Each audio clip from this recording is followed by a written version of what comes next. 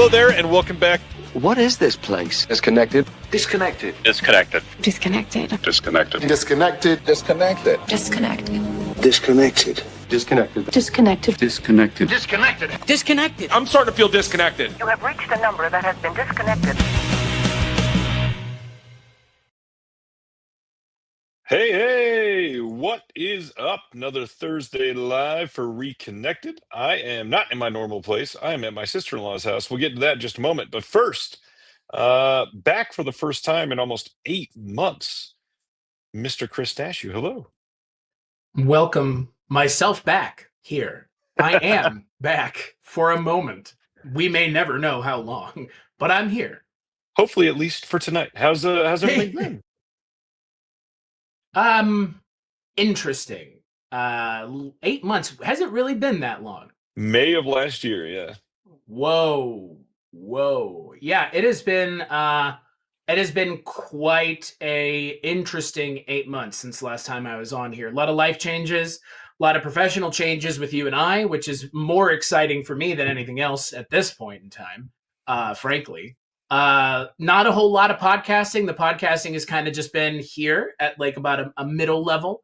But everybody else at Weirding Way Media, where I am the co-founder of the podcast network, is still busting their collective tookuses, as one might say, collectively. So if you're looking for podcasting stuff that's not Ryan's, which you should, because Ryan is not the only one who makes amazing audio content. I can speak to that directly. WeirdingWayMedia.com is where you can go to check out all the things that myself and the others on my network do together. So, yeah. That is true. Glad you're here. Been a long time. We will talk about more and more tonight.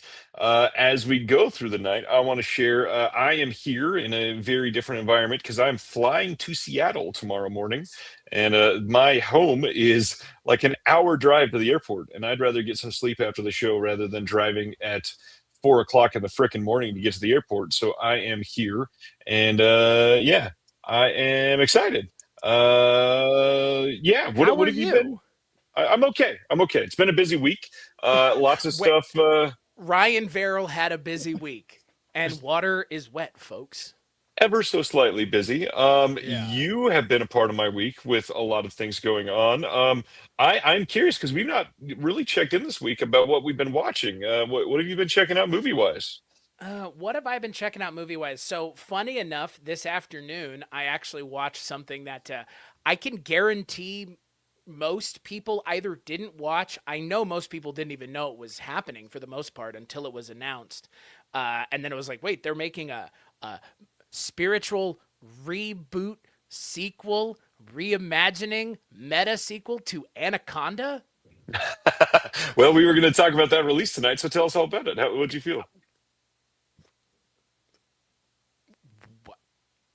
Why?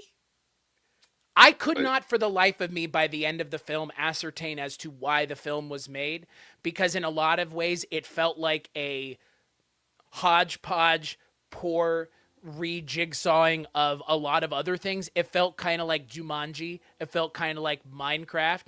It felt kind of like a lot of other of those meta sequel type things. And I don't know. It didn't have the charm of those other movies. And right. That, I think, for something like a Minecraft or a Jumanji, I think for me, like those movies, the chemistry in the chemistry amongst the main cast was so much more interesting. And I think it was so much more like well thought out. And I really couldn't understand, other than maybe because Ice Cube and Jennifer Lopez wanted to come back and cameo in an Anaconda movie, and this was the only way to do it without them having to commit to being in a real Anaconda movie. Right. I don't know. I would say if you're interested in checking it out, maybe watch it. I love Steve Zahn. I love Paul Rudd, and Jack Black is Jack Black for good and for bad. So I don't know. It was weird. It was one of those movies where by the end of it, I was like, did ChatGPT make this? Like, is this a creative enough endeavor to have justified spending, however many millions of dollars they did? So not my favorite thing I've seen this week. I also enjoy Steve Zahn. I can't think. Is there anything he's done in the last 5 years? Well, he was in The Righteous Gemstones season Oh, 3. He was really good in that. He's good in this. I always think of Strange Wilderness when I think of Steve yep, Zahn. And the thing with the goblin shark and yep. the like that's and I mean Steve Zahn was really good in those Planet of the Apes movies. I believe it was the second and third one. I know he did mocap in the second one. He maybe have did mocap in the third one even.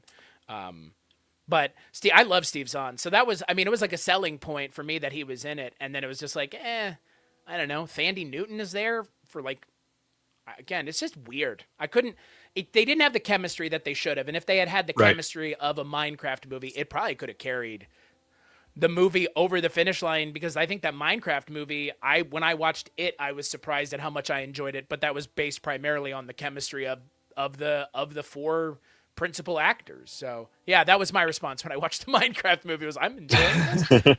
So, you know. I feel like Jack Black has chemistry with everybody. So Yeah, it's not Jack Black's fault. I think maybe the writing doesn't serve the four of them the best. So I don't know. I see what they were going for. I don't think it was as successful as those other films. And I mean, I don't think anybody really talked about that Anaconda movie, like, since it's been out. Like, it didn't not make any not waves per much. se. Yeah. So In our chat, my friend Robert Hubbard says, so that's what Stachiw looks like. yep. Congratulations. Now all those times you've hated my voice, now you can put a voice to a face. So there you go. Congratulations. Enjoy. Yay! That's This week, hopefully that's me to you. So hopefully, that's not the case. This week, showed my kids a couple of movies for the first time that you'll appreciate, because you and I have talked about at least one of them. No, we've talked about two of them together, actually. I showed my kids for the first time The Blair Witch Project. Fun movie. are you Fun talking movie. about the original or the remake? Oh, the original, of course. Come on. Had a good time. Spencer whimpered while sitting on my lap for much of the movie. And then the big one that I was stoked to be able to share them, I showed them The Sixth Sense. Nice. That was a good How time. did they feel about that? They neither one saw the twist coming. That was important. That was a big thing. Jonah was like, "Nah, wait, no." Yeah, genuinely got him. It was pretty good. Nice. No, yeah, I was about to say I don't know who else could be taken by surprise for the twist in The Sixth Sense anymore, other than people who weren't alive when the film Yeah. came out and Or have or no don't have access to experience. free internet for most Yeah. of their life so far. Right. Well, that's not a given for any of us anymore. So That is true. I also caught up again with the movie that I love, and I just want to champion again because I feel like a lot of people sleep on it, and I know it got a Severn Blu-ray release a few years ago, but I got an episode coming up with the New World Pictures podcast, and I want to highlight that, but I also want to say everybody, and I mean everybody, that has not seen The Boys Next Door from Severn Films by Penelope Spheris, please go watch the movie. Charlie Sheen, Maxwell Caulfield, both doing literally some of the best work in their career as just really heinous, awful troublemakers in a movie that is scary and weird and very homophobic and super, super well made. Penelope Spheris has always been great. Love that movie, and I really hope people check it out that haven't, because it is so, so good. Love she that has a huge range as a director. I love Penelope Spheris' range as a director. To go from What The is Fall your? of Western Civilization to The Little Rascals. I was about to say, what is your favorite Penelope Spheris film then? Well, as a child, it would have been The Little Rascals because I saw it so much. But as an adult, it's The Decline of Western Civilization. So, and I I know know you. that might ruffle some Wayne's World feathers, but Nah. I'm a Fall of Western Civilization guy. So, I just know you love the cameos in Little Rascals specifically. I do. I mean, there is a cameo in that movie that I think is very telling for the person who is in it. Yeah, that's a nice way of putting it. You're the best son money can buy. How many times have you heard that? Or said that literally. Or said that literally to your own children? As far as pickups, since I'm in my sister-in-law's house, I have nothing with me. What about you? You've been purchasing anything? I know you're a card collector. You've got all kinds of things that you're checking out. Anything you want to talk about or share? I was gonna say, it's been in terms of things that I've picked up or things that I've watched or things that I have been engaging in. The physical media space, you and I have talked about this a lot. Like I've been getting back into it a lot more. So actually, since the last time we talked, I picked up Stop Making Sense in Midsommar on the A24. Yeah, they're not steel books, but they're those really high end. Yep. Those really high end collector's editions that they were selling at Walmart, Yep. which will never, because that's where I bought them, which will never not crack me up. Like it's just walking down the aisles at Walmart and seeing that and just being like, huh, that's a spontaneous purchase I didn't expect to make today. Normally it's like a stick of gum or a Red Bull, not $120 worth of Blu-rays. So I bought those in the last 8 months. I do a lot of, I do a lot of card collecting. I do a lot of other thing collecting, but I honestly, in the last 18 months, 2 years, I've been more just trying to downsize the stuff that I have. So I have not been loading up on things. I will say, though, if you're a fan of The Simpsons, it's nice to see that we're finally getting physical products from the show being released in some capacity, because I look to my right and I see a talking haunted Krusty doll from the Treehouse of Horrors. I think it's 1 or 2, maybe even the third one. And they've made the phone from Moe's Tavern, or they've made the Funzo doll, or they've made all kinds of things. So in terms of physical things, not much. I'm looking to change that this year, though, because there's a lot of stuff coming out this year that I'm really excited about. And, getting more into the physical media space with you directly with Antenna, I think will lead to me spending probably more money on physical media, just because I'm constantly being exposed to it in a substantive way. So, no, that's all I've got. I did an interview for Antenna today, and Billy Ray and I got asked, what is your favorite special feature that you've ever seen? And immediately my mind was like, I don't want to list 54 of them. And it's so difficult to pick one of those things. But yes, I have an answer. hit us. Well, can I say it's a collective answer, but I think the answer is technically always the same.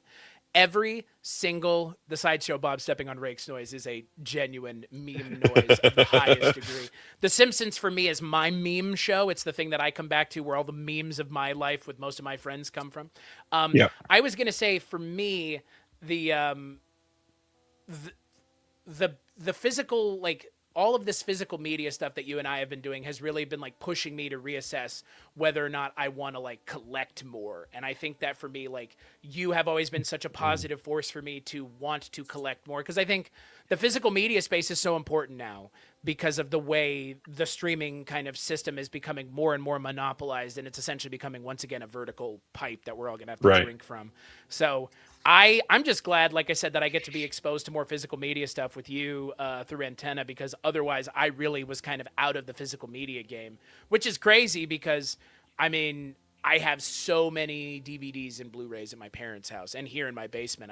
At one point I just stopped. So I'm glad that there will be a time now where the stopping is gone. So, but, and it is hard to downsize when you want to buy other things. So, discs don't take up that much space, right, Ryan? One disc does not. Turns out 1,000 does. Yeah. Stacked on top of each other, how many does it take to reach the moon? Mac and Cheese is asking, will Antenna put out innovative low-budget genre films too? Absolutely. Literally watched 2 today that I am meeting with a filmmaker about, because I truly loved it, and can't wait to see if we can make a deal on that one, because it was exciting. And Mac and Cheese, if you know of anything that I maybe have not seen, please send it in. Send an email to us at info@antennareleasing.com, whether that is just a list of a suggestion or a link to a site, or a filmmaker that you're excited about, or somebody that you want us to check out. And I can guarantee you somebody on the team will watch every single one that you put forward. Literally, we have absolutely done that so far, had a discussion on every single title, and it has been very eye-opening to see what is out there and not getting distribution, because some of these are genuinely great and still not getting anything, which is weird. I would say pretty much everything we've seen so far has been pretty great. It's Yeah. And it's been at all levels of stuff. To your point, we've seen things that are theatrical, and then we've seen, some of the stuff that I brought to the table is, film festival shorts that are, claymation and stop motion animation. So we're really spanning the range here, because so much great content has no physical space, and that's a shame because it should be able to be enjoyed everywhere and anywhere. So I agree. yeah. I agree. And I've actually gotten that question a lot of what is the genre that Nintendo's going to be focusing on, and I really hate to answer that because it sounds like the idiot typical answer to say we'll literally release any genre, anything. It just has to be of quality. I wish that we could put out anything, but yeah, it's tough because obviously there has to be a commercial quality. It has to be able to sell, but we also have to love them. I mean, we're going to be Right. spending so much time with them. Stolen Kingdom, the first film that we announced. I have watched that movie so many times. I watched it twice this week, literally for other things.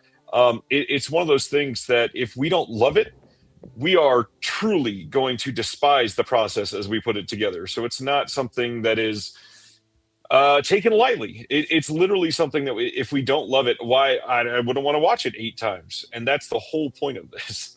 Yeah, we want to make sure that what we're putting out with our name behind it is representative of Antenna. And I Yeah. think that, that's, for good and for bad, we are going to stick to our guns on the things that we do and don't want. So, yeah.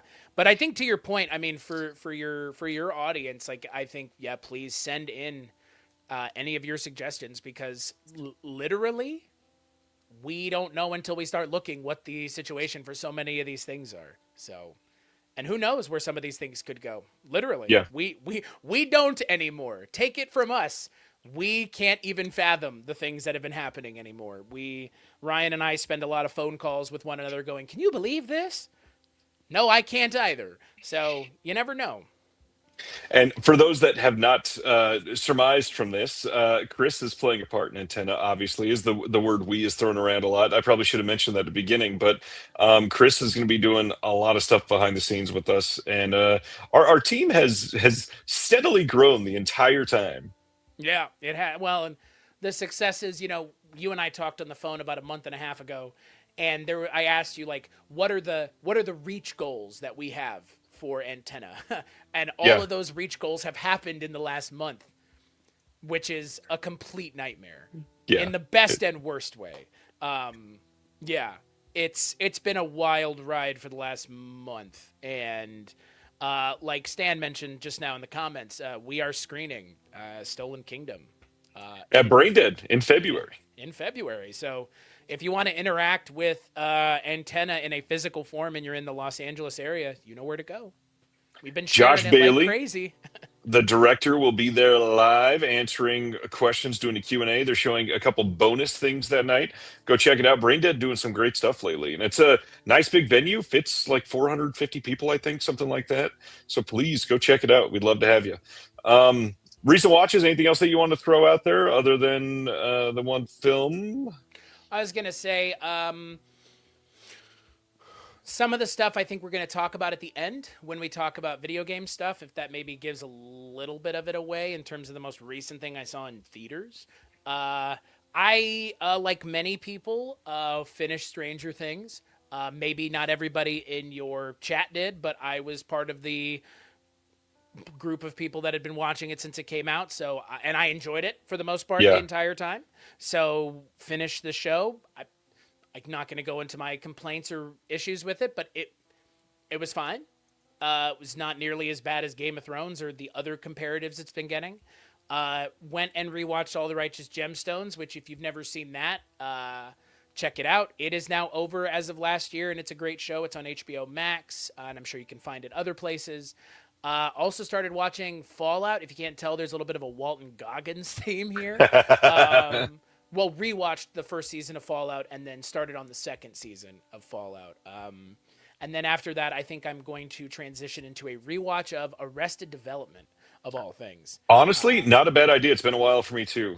Yeah, I will say that when I was in college, a lot of the people I was friends with, and some of them I'm still friends with, overquoted that show. And it was Justified is a good option. I loved Justified. Same. Justified is great. I still remember that first, the opening scene with Oh, the gentleman who just passed away a couple weeks ago. Him and Timothy Olyphant are in that first scene together. The guy who plays the villain in The Mask. Oh, Zed, yeah, Zed, right. Zed from Pulp Fiction. I Yep. remember that opening scene of the show is just so well done and so well shot. Yeah, a lot of Walton Goggins going around. Yeah, I've been watching more TV than movies. Watched all the Scream movies again. Watched them with a friend of mine who had never seen them because her and I are going to go see Scream 7 next month, which you and I are going to talk about. Yep. So just been rewatching a lot of stuff, and yeah, like I said, Arrested Development is next, so I'm excited to rewatch that, get some of those. Peter Green was Peter his name. Green, yeah. Excited to see Arrested Development again and reappreciate that. So who knows? Laura has still never seen Arrested Development, and I need to figure out if it's her type of comedy or not, because God, is it so good. You'll know by the end of that first episode. Yeah. And to be fair, like, it's a pretty easy watch, and I have already told my friend Lindsay, like, well, I'm not watching the 4th season. So, Yep. Well, Happy birthday, Brendan. Enjoy Yeah. your night. Enjoy it. This world's not that whack. Come on. Well, it's pretty whack. It's pretty whack. It's real whack. Why is Ryan at a seafood restaurant? It does. The wood paneling. You look like you're in a Long John Silver's. It's a seafood restaurant and Satanism. Wow. Satanism and seafood brought us to this. That is amazing. I am at my sister-in-law's house because I'm flying on an airplane early tomorrow morning, so I needed to get close to the airport. I think now for your sister's either birthday or for Christmas, you should buy her a captain's wheel for her wall to replace the picture behind you. Does she already have one? Maybe. I'm trying, because it's kind of the perfect room for that, honestly. It is the wall color and everything. Yeah, The waist high wood paneling. My God. Satan seafood. Oh, that's pretty Shellfish with Satan, everybody. What about you? What have you been watching? I know you haven't had a lot of time. Well, this last week was just those three that I mentioned: Blair Witch and The Boys Next Door. Those are the big ones for me. And then, of course, we showed the kids Sixth Sense, and then a whole bunch of stuff for Antenna. Right. The big thing is so much for Antenna. I'm watching countless movies. This last week, there was one that I don't know. Just to share some of these things, like this one movie, it started off a little rocky, and then after about 10 or 12 minutes, it started to get enjoyable in a way where I could see a lot of potential, but it was like, I don't want to put 80 minutes into potential. So I did watch it at 1.25 speed for a little while, and all of the potential was literally in like a 10-minute scene. So I'm glad that I did that, but there's so much out there that people are sending in that it's tough to I don't know, it's tough to assess these things, and you can't just do it off the rip. It's not, sometimes the first 10 minutes are not great and you really got into it. Yeah. Well, and I think it's important that we're giving these movies a fair shake, because some people only, I've heard about people not even watching the movies and making decisions on them. Yeah, that certainly has happened in life. Yeah, I've heard of these things being a thing. Yeah. No, I was going to say, outside of the Antenna releasing stuff that I've been watching, which, like you said, has absorbed most of my time, because I've been spending a lot of time trying to figure out where Buzzy is, frankly. Where is Buzzy? Hashtag, where is Buzzy? It's a great question, and hopefully we find out at some point. Silent Man will watch Hard Boiled in the theater, and good gosh, I wish I could see Hard Boiled in the theater right now. I wanted to get out this last weekend. Honestly, I'm still crushed I haven't been able to see the new 28 Years Later yet. I'm really hoping to be able to go that, and then our boy, you and I both really enjoy Sam Raimi. He's got a new one out this weekend. Yeah, the one Send with, Help. The one with Dylan O'Brien. Dylan O'Brien, somebody I Not love. Dylan Yeah. Baker. Not well. I wish more people had watched that, because that episode is hilarious. But to be fair, the three people that needed to have been there were there. You, me, and Billy. It's Ray, true. So, It's true. Dylan O'Brien and Dylan Baker, everybody. No way those two should have ever been confused for one another, but here I am, doing the Lord's work. All right. Anything else? Anything else for your podcast you want to hype up coming out or recently out? Finished Chasing Chevy Chase. That's right. Yeah, the Chasing Chevy Chase podcast, or the Chasing Chevy cast, as we like to call it. We actually recorded our final episode last night because, when a Chevy Chase documentary comes out the same year you're ending your Chevy Chase centric podcast, I would say it's kind of important to talk about the only Chevy Chase documentary that there will probably ever be. So, Right. if you have not watched it, I would go check it out. I don't know if it's going to change anybody's mind about Chevy Chase. I don't think that's the point. Marina Zinanovich, she is a great filmmaker. She's a great documentarian. She did the documentary on Lance Armstrong, not the Alex Gibney one, but the one where it's just Lance in all uppercase. She also did the Roman Polanski documentary. So she is the kind of filmmaker who can take these kinds of people to task. And she pushes back on Chevy Chase a lot, which I'm sure most of you have seen the clip of him going, "You're not bright enough to Yeah. understand me." And that's about the level of assholery that it gets to in the documentary. I mean, again, he's kind of known for being prickly and kind of he's a lot. And so I don't think the documentary does a lot to change opinions, but I think it does, at least for some people, maybe give insight as to why he is the way that he is. And it's weird to me that the reasons that come out in the documentary as to why he is the way that he is, he never used those as an excuse, which is kind of shocking. I think he just maybe enjoys being himself a little too much. So if you've never seen it, if you have any interest in Chevy Chase, go check it out. But yeah, that's the last episode of our show is the Chasing Chevy podcast is going to be on the Chevy Chase documentary. We had not intended on doing it. We had intended on finishing on The Last Laugh, which was a 2019 Richard Dreyfuss Chevy Chase Netflix film, which felt rather apropos given the title. But we ended up doing the I'm Chevy Chase and You're Not documentary, which, I mean, again, was a good time. We had our friend Rod Lott of Panic Attack, or Film Attack. He joined us, and it was great. And if Chevy Chase is a thing you're into, I would say watch the documentary. And then if you want to hear some people talk about it, I don't know how many people are really engaging in conversation about it, check out the episode when it comes out here in like a couple months, probably 3 months. Speaking of Dylan O'Brien, says Reggie, has Twinless been announced for a physical media release? Not yet, and it better come out because that movie is goddamn incredible. It is a movie that I've seen already twice in the last few months, and I've preached it everywhere. I mean, Craig, go and see it, and he's saying, if not, I know a label. Craig, please go get Twinless. I would work my ass off to make that release amazing. God, yeah, somebody put it out. Thanks, Sam. Appreciate you. I'm still waiting. I'm still waiting to watch it. I haven't watched it yet. But I know you have. When I watch it, I'm sure I will come back to you and sing your choice praises of telling me to watch it. So I'm going to watch it in the next week. I'm going to avail myself of that. But yeah, I have heard nothing but good things specifically from you about it. I preach about it quite a bit. Yeah. That is all I've got. Don't forget, after the announcements real quick, we're going to be talking about video game adaptations after that, and save up your answers. We can talk about those then. But let's break into it. This is going to be weird for me because I don't have my second monitor like I usually do, so I'm going to have to go back and forth on some tabs here. Chroma, glad you made it to the other chat. That's why I always try to make the comment that if you're in the portrait chat, you can come over to landscape and join everybody else. All right, so Via Vision in Australia releasing Sheena, the collection, on March 25th on Blu-ray and DVD.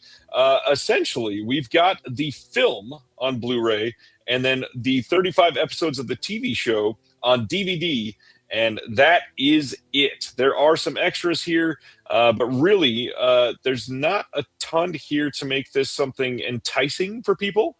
It's a good-looking release, though, if you don't have any of these. Yeah, Sheena, have you ever seen anything Sheena? I have not. I like the box art, though. It does look good. It looks well made, which, It not a guarantee does. anymore. That is true. Although this is from 1984 and 2000, so Yeah. Next up, this is a really important announcement. So, February 24th, Strand Releasing is putting out Pink Narcissus from 1971. For those that have never heard of this film, this says a young hustler escapes from the harsh realities of street life and into a series of lushy, erotic dream worlds while waiting for his next client in James Bidgood's legendary underground classic. This is a big, big title, and kind of wild that it's just now getting its first HD release. But I really hope people check this out. I do wish it was somebody that was not Strand Releasing, if I could be a little selfish and honest, because Strand, while they do okay work, I feel like another label could have done much better, including Craig, who's saying we were looking into this and we were too late. Yeah, this would have been a great title for Deaf Crocodile for sure. I've heard you sing the praises of this privately, and I am excited to watch it. I'll tell you that much. So, Yeah, we got a couple things here too. By the way, there's an interview with James Bidgood that's from the BFI, and then it's a 4K, or sorry, there is a 4K restoration post-screening Q&A with John Waters and Kelly McKeag. But there's really not a lot on this film for the foundation of what it is. I feel like we really could have had a lot more context on this disc, and that's why, like at this point, I would love to see maybe like Radiance pick this up in the UK, or I don't know. There's some other labels that could do well with it, but I feel like Radiance would absolutely crush it. Good movie though. Check it out. Next up, Kino in the US is putting out Jory from 1973 with the new 4K restoration. We don't have a release date on it yet, but this is the Robbie Benson starring film. And it says Jory is a 15-year-old boy who joins a horse drive after his father is killed by a drunkard. The drive's leader and a likable cowhand takes the boy under their wing and find that tragedy has taught him how to take care of himself better than anyone could expect. I had never even heard of this film. Have you heard of this? nope. What a name, though. B.J. Thomas, though, like raindrops are falling on my head, B.J. Thomas? I believe so. Wow. Okay. I mean, it is from 1973. Yeah, I was going to say, like, I only know one B.J. Thomas, and it's that one, so I'm going to make that. All right.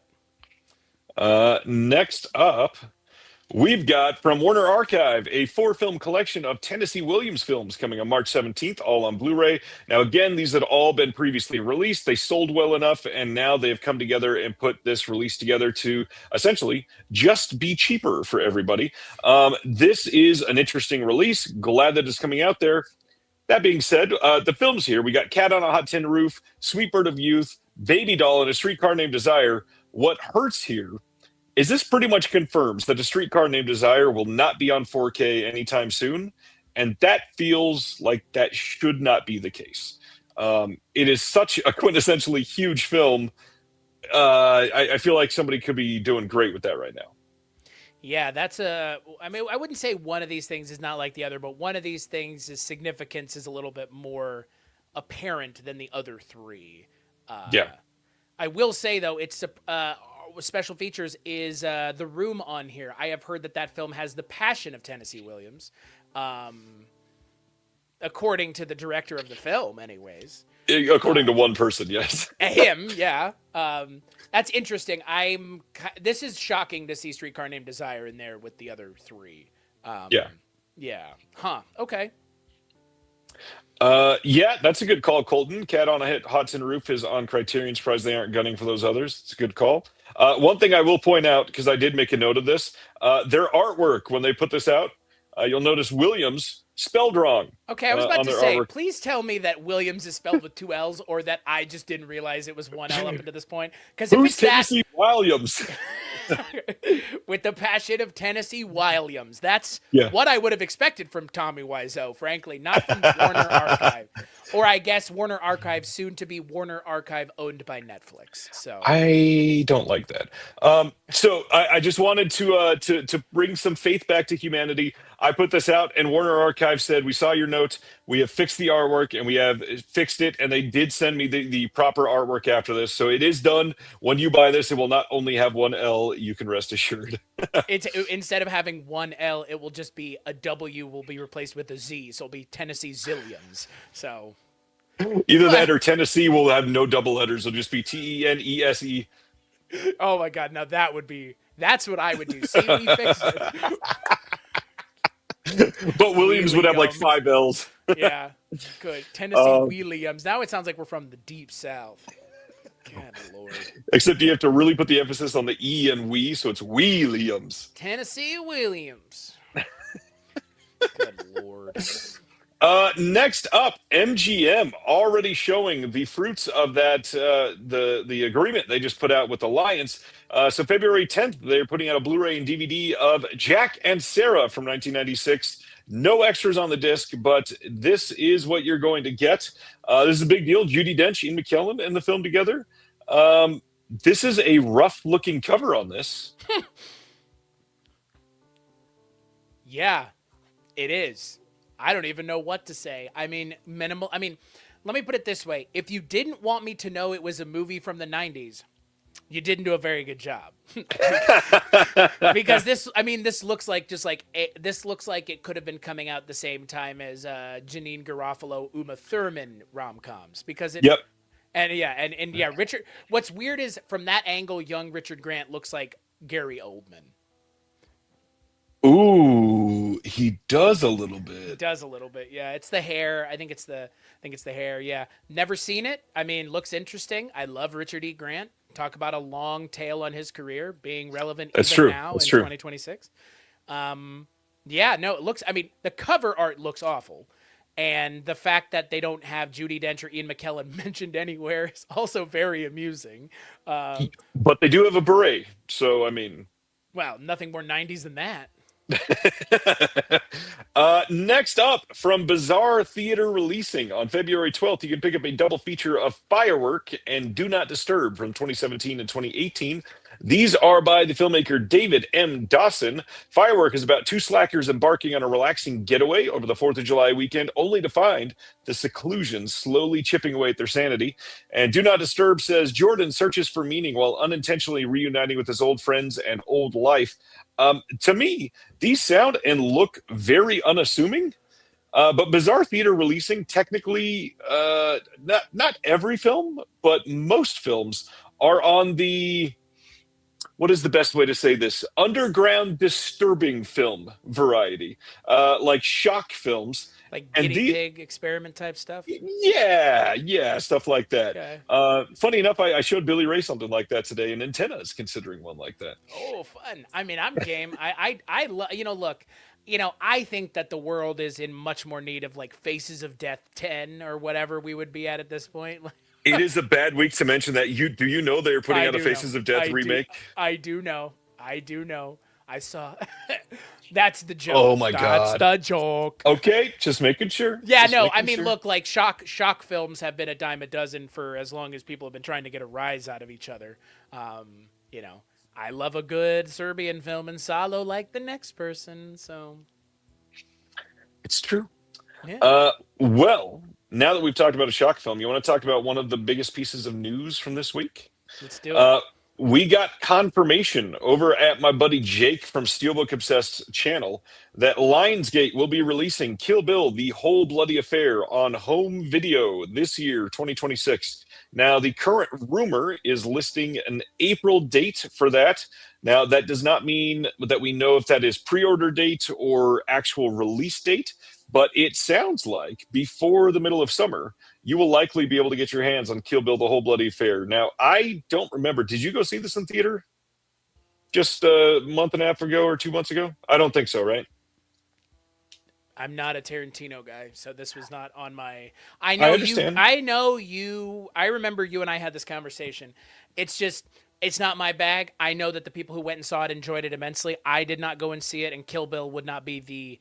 If there were to be a Tarantino film to come back to theaters for me to watch, there are like 2 or 3 of them that I did see in theaters that I would go back and rewatch. Kill Bill is not one of them. So, and I will leave it at that. But I know how important this is for a large group of film-going people to be able to have this version of the movie at home for them to watch and not the kind of fan versions or all the other myriad of versions that had existed in downloadable forms for the last like 10, 15 years now. So Yeah. This is, like you said, this is a big deal for lots of reasons. One of the big ones is it is a filmmaker's voice and passion for a very specific film finally being able to be realized in his complete version. And I will say, after having seen it in the theater with my buddy KB here, who's in the chat, we were shoulder to shoulder for this movie, and it is. It is the way to see this film. I will say that. Obviously, I was a fan of Kill Bill 1 and 2 the first time, but there's something special about the proper edit here, and then the colorization of the Lucy Liu sequence, and the extended anime scene, which maybe is a little too long now, but it's still very cool to see in the middle of it. Go ahead. I guess I did forget that this happened last couple months. Tarantino's a real asshole, everybody. It's true, yes. Yeah. So there's also that. So I hashtag Paul Dano and Matt Lillard. Sorry, I take their sides in all this. Yeah, actually, you know what? I forgot. No, let me walk this all back. Tarantino should put his foot in his mouth, which he would really like. So, or maybe he should put someone else's foot in his mouth, which he would like even more. And he should stop talking about other actors, because have you seen Tarantino as an actor? His Australian accent is terrible. The funny thing is, I think pretty much everybody agrees. I don't think anybody agrees with his opinions on stuff, but good movie. Check it out. I'm glad it's coming out on home video. I'm glad that we waited and did not confirm that this was coming out until there was confirmation, unlike some other people that jumped the gun and claimed it is 100% happening. You had no idea. This is good. This is good. Yeah, I think this is good for the industry. And I will say that it's good for the industry in a way that the Snyder Cut is good for the industry.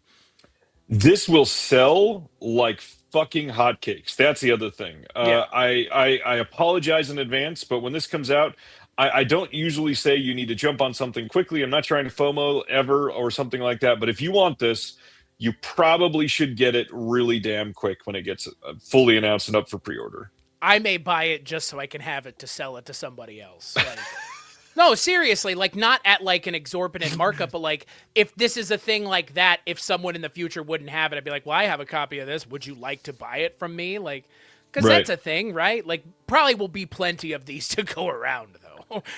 Not going to just make 5 of them, you know. So, well, that being said, the Lionsgate, well, it'll be a wide release too. I'm mostly talking about if you want the special one that'll come out through Lionsgate Limited. Right. The highest print run they've had on that site so far, I believe, is 10,000, which that's a big number, but not a crazy number. Like Vinegar Syndrome sold 12,000 plus copies of The Keep in 30 hours. This is going to sell very, very well. This is going to sell a lot in a very short period of time. Yeah. And if it doesn't, will I'll be surprised. printing money for 24 hours. Yeah. And you know what? Man. Good for them. Because again, like you said, like as much as I don't like him as a person, I can respect his choices as a filmmaker from time to time. But this is a good thing for the industry.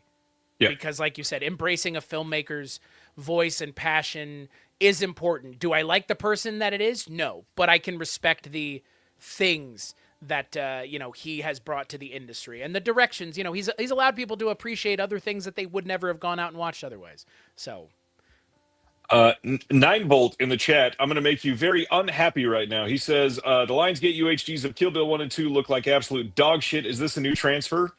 No, it still has that sort of waxy look. Definitely looked that way in the theater. It is only going to be that exact same one again. And yes, ZPAM Lionsgate Limited still only ships in the US. However, they do ship to reshippers. So if you're overseas and you have a reshipping service that you use, you can purchase and get it sent there. So with the print that they were using, the waxiness is what? What is that attributed to? It's inherent to the negative, and I believe it's only a 2K DI because of the film itself. And I don't know. For some reason, that's the look that they. It's a they known went with. thing, though. Yeah. Gotcha. By the way, in case anyone's curious, Inglourious Bastards, Django Unchained, and Hateful Eight are the 3 movies I would go rewatch in theaters. And No technically, Jackie Brown? I guess I've never seen Jackie Brown. Ooh, that could be Chris's favorite. I mean, my friend Lindsay likes it a lot. I think one of the first times I went over to her apartment, she was watching it, and we ended up putting on something else. So I've never seen it, so I can't speak on that one. I mean, Reservoir Dogs is still for me kind of best worst entry point for him. So worst How do you because feel it's my about, favorite, and I felt like there was nothing past it. Best because I like it so much. So how do you feel about Death Proof? Have you seen that one? I mean, Death Proof. For me, the longest time, Death Proof was my favorite Tarantino thing, and it probably, in a lot of ways, like it is, but it's so. It is a Tarantino thing, but it's so not a Tarantino thing at the same time. Like Yeah. it is, but it isn't. Death Proof, Stuntman Mike, Kurt Russell. I mean, my God. I remember, speaking of something like Kill Bill, The Bloody Affair, I had the opportunity and privilege to see the Grindhouse thing when it came out, the whole Yep. cut. And I mean, I remember just being so taken by it then. And man, you know what? I would go watch that in theaters again. If they were like, we're going to re-release that with all the trailers and maybe even do some new trailers type thing. Like, man, I would show up in a heartbeat for that. Because that was my shit back in the day. Like, Yeah. I'm not a Tarantino guy. I'm more of a Robert Rodriguez guy, admittedly. So maybe that factors into it. I know that they're kind of 1A, 1B in a lot of ways. So, but yeah. About 2.5 years ago, I did get a chance to go see it in the theater again, so I was really glad I got to see it. It's amazing. It literally is such a fun experience. Let's talk about one of the other top biggest news of the week. We are going to talk about another huge director, George A. Romero's Bruiser, getting a 4K release here in the US from Kino Lorber sometime. We don't have a release date yet, but this is a big deal because this was one of the films that famous hoarder and greed master Mr. Rubenstein had been holding on to. This and Dawn of the Dead and some others. And in the US, his rights for these have been tied up for a while. I'm very curious to see either how they got this away from him or if they got him to acquiesce for much smaller money or something like that. Very, very interesting situation. Have you ever seen Bruiser? I have not.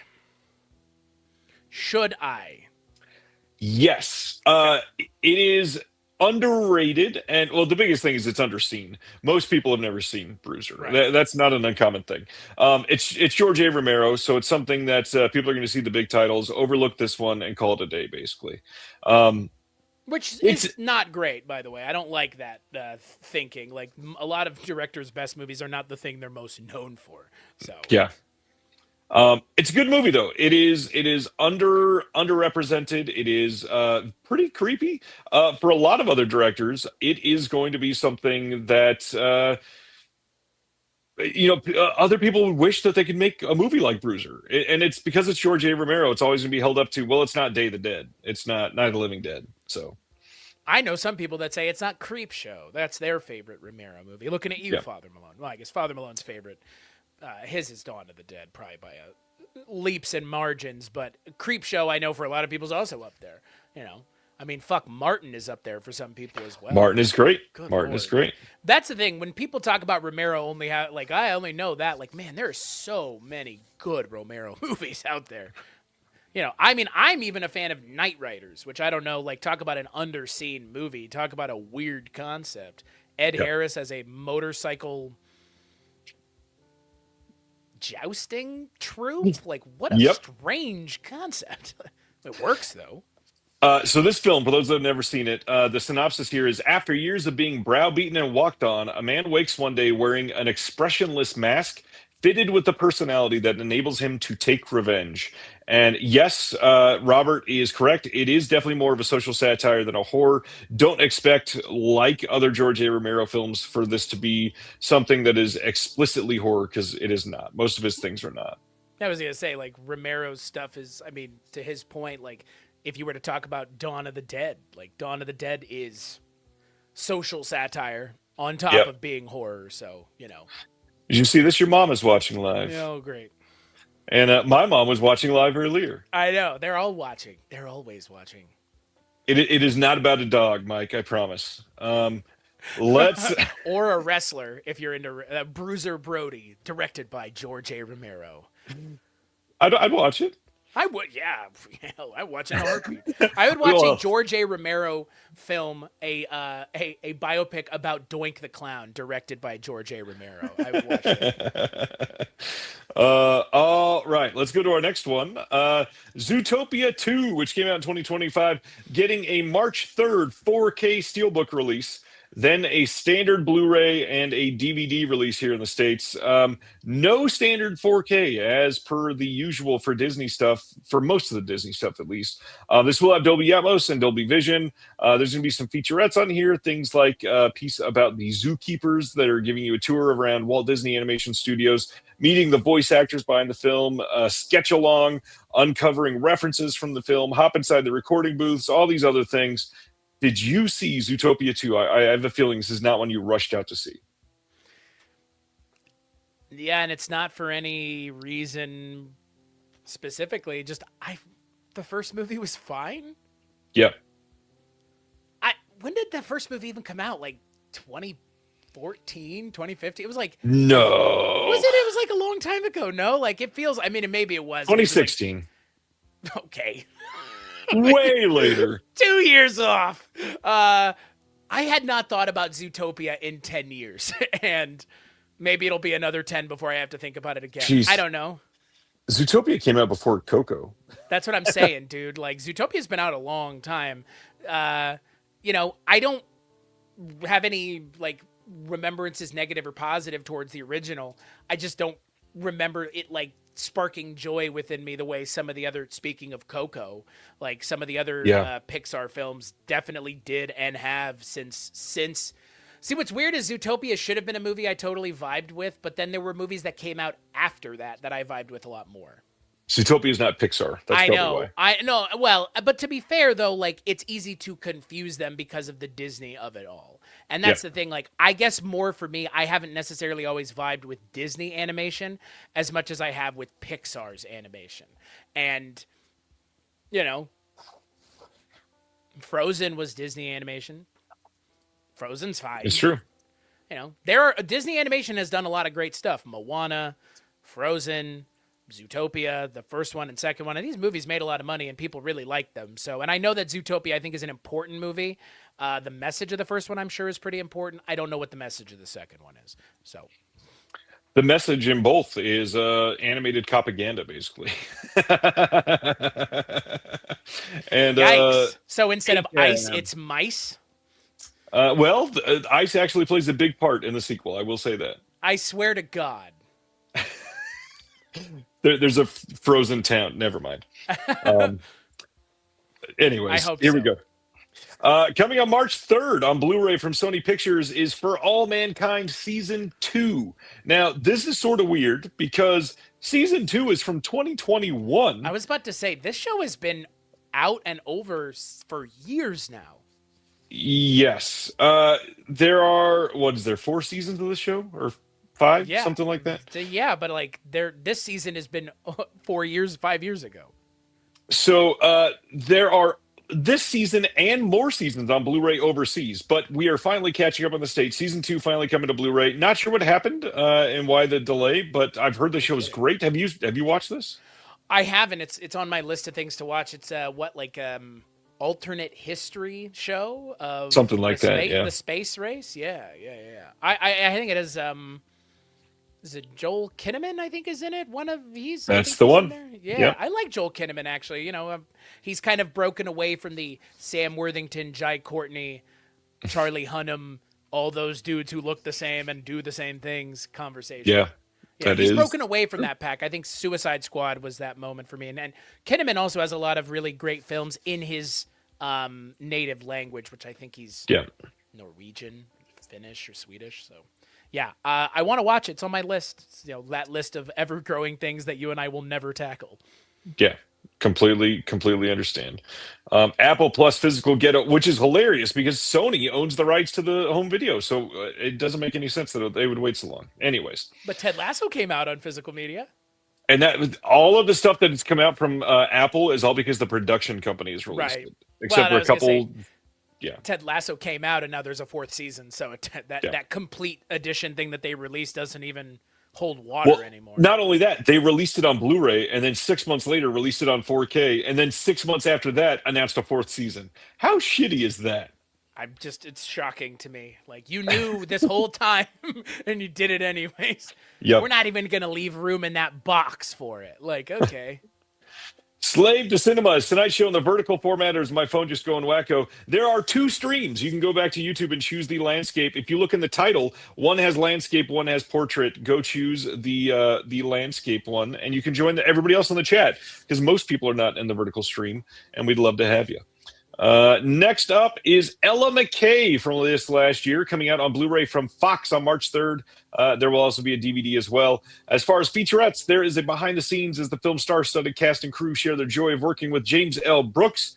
There is a cast sit-down with James L. Brooks as he talks about his cast and the actors, some deleted scenes, and all that stuff. I am very curious. I don't think you saw this one, right? I didn't, but I like that there is a special feature about how much the cast loves working with the director. I mean, it's a big deal for James L. Brooks to still be directing is huge. Oh, I know. Like, I am well aware, and I acknowledge that completely. It's just very funny that's like, and we love working with James L. Brooks. It's true. It's yeah, true. I mean, who doesn't? Albert and Joe, or James. Yeah. You know, Albert Brooks and James L. Brooks. Good for them. Yeah, like, I haven't seen it, but just looking at the cast on the DVD or the Blu-ray box are like, my lord. So this movie is interesting. I won't say it's a great movie. I won't say it's a bad movie. It is okay. I feel like the characters in this movie all could have been in their own movie, and it could have been more interesting than this movie. Oh, wow. This is just very bland through and through. For example, and I know you haven't seen this, but Ella McKay plays somebody that becomes governor of a state. They go the entire movie without naming a state. They're in the governor's office. He worked on The Simpsons, man. They never said where Springfield was. While true, I like it. None of it makes it. There's no flag in the governor's office. None of it is. It's such a weird situation. Strange. Is it like heightened realism? Is it like fantastical realism in some respect? Because like, is it? Because if you're doing that, I can see it being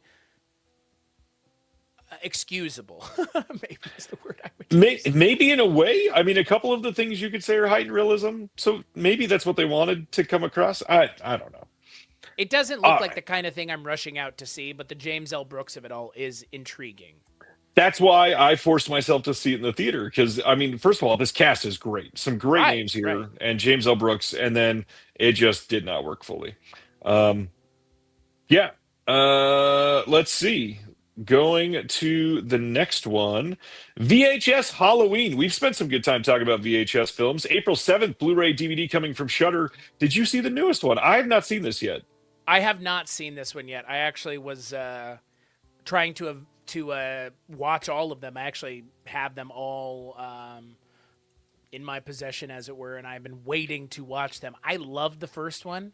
I love that the first one has had like three full-ass movies come out of that movie. It was either the first or the second VHS. I think it's had like full-ass movie adaptations of those short films in there. I really, really, really like the VHS movies and the VHS format. I've heard this one's good. Like, actually very good. How do you feel about the rest of them? I mean, I know you like them. Is there like a certain ranking? Is there one that you think is the best by far? I think the first one is still the best one for me. I think the first one has I think for me, the most, I like the framing device in the first one. I think is probably also the wraparound that they use. I think after that first one, I'm not sure I'm such a big fan of the wraparounds, which I think the first one kind of checks all the boxes for me. What about you? I think the first has the best segment, but I actually really like the reboot that they've done with like these last few years after the first three. I feel like the newest ones on Shudder have been very good, surprisingly. Okay. Yeah.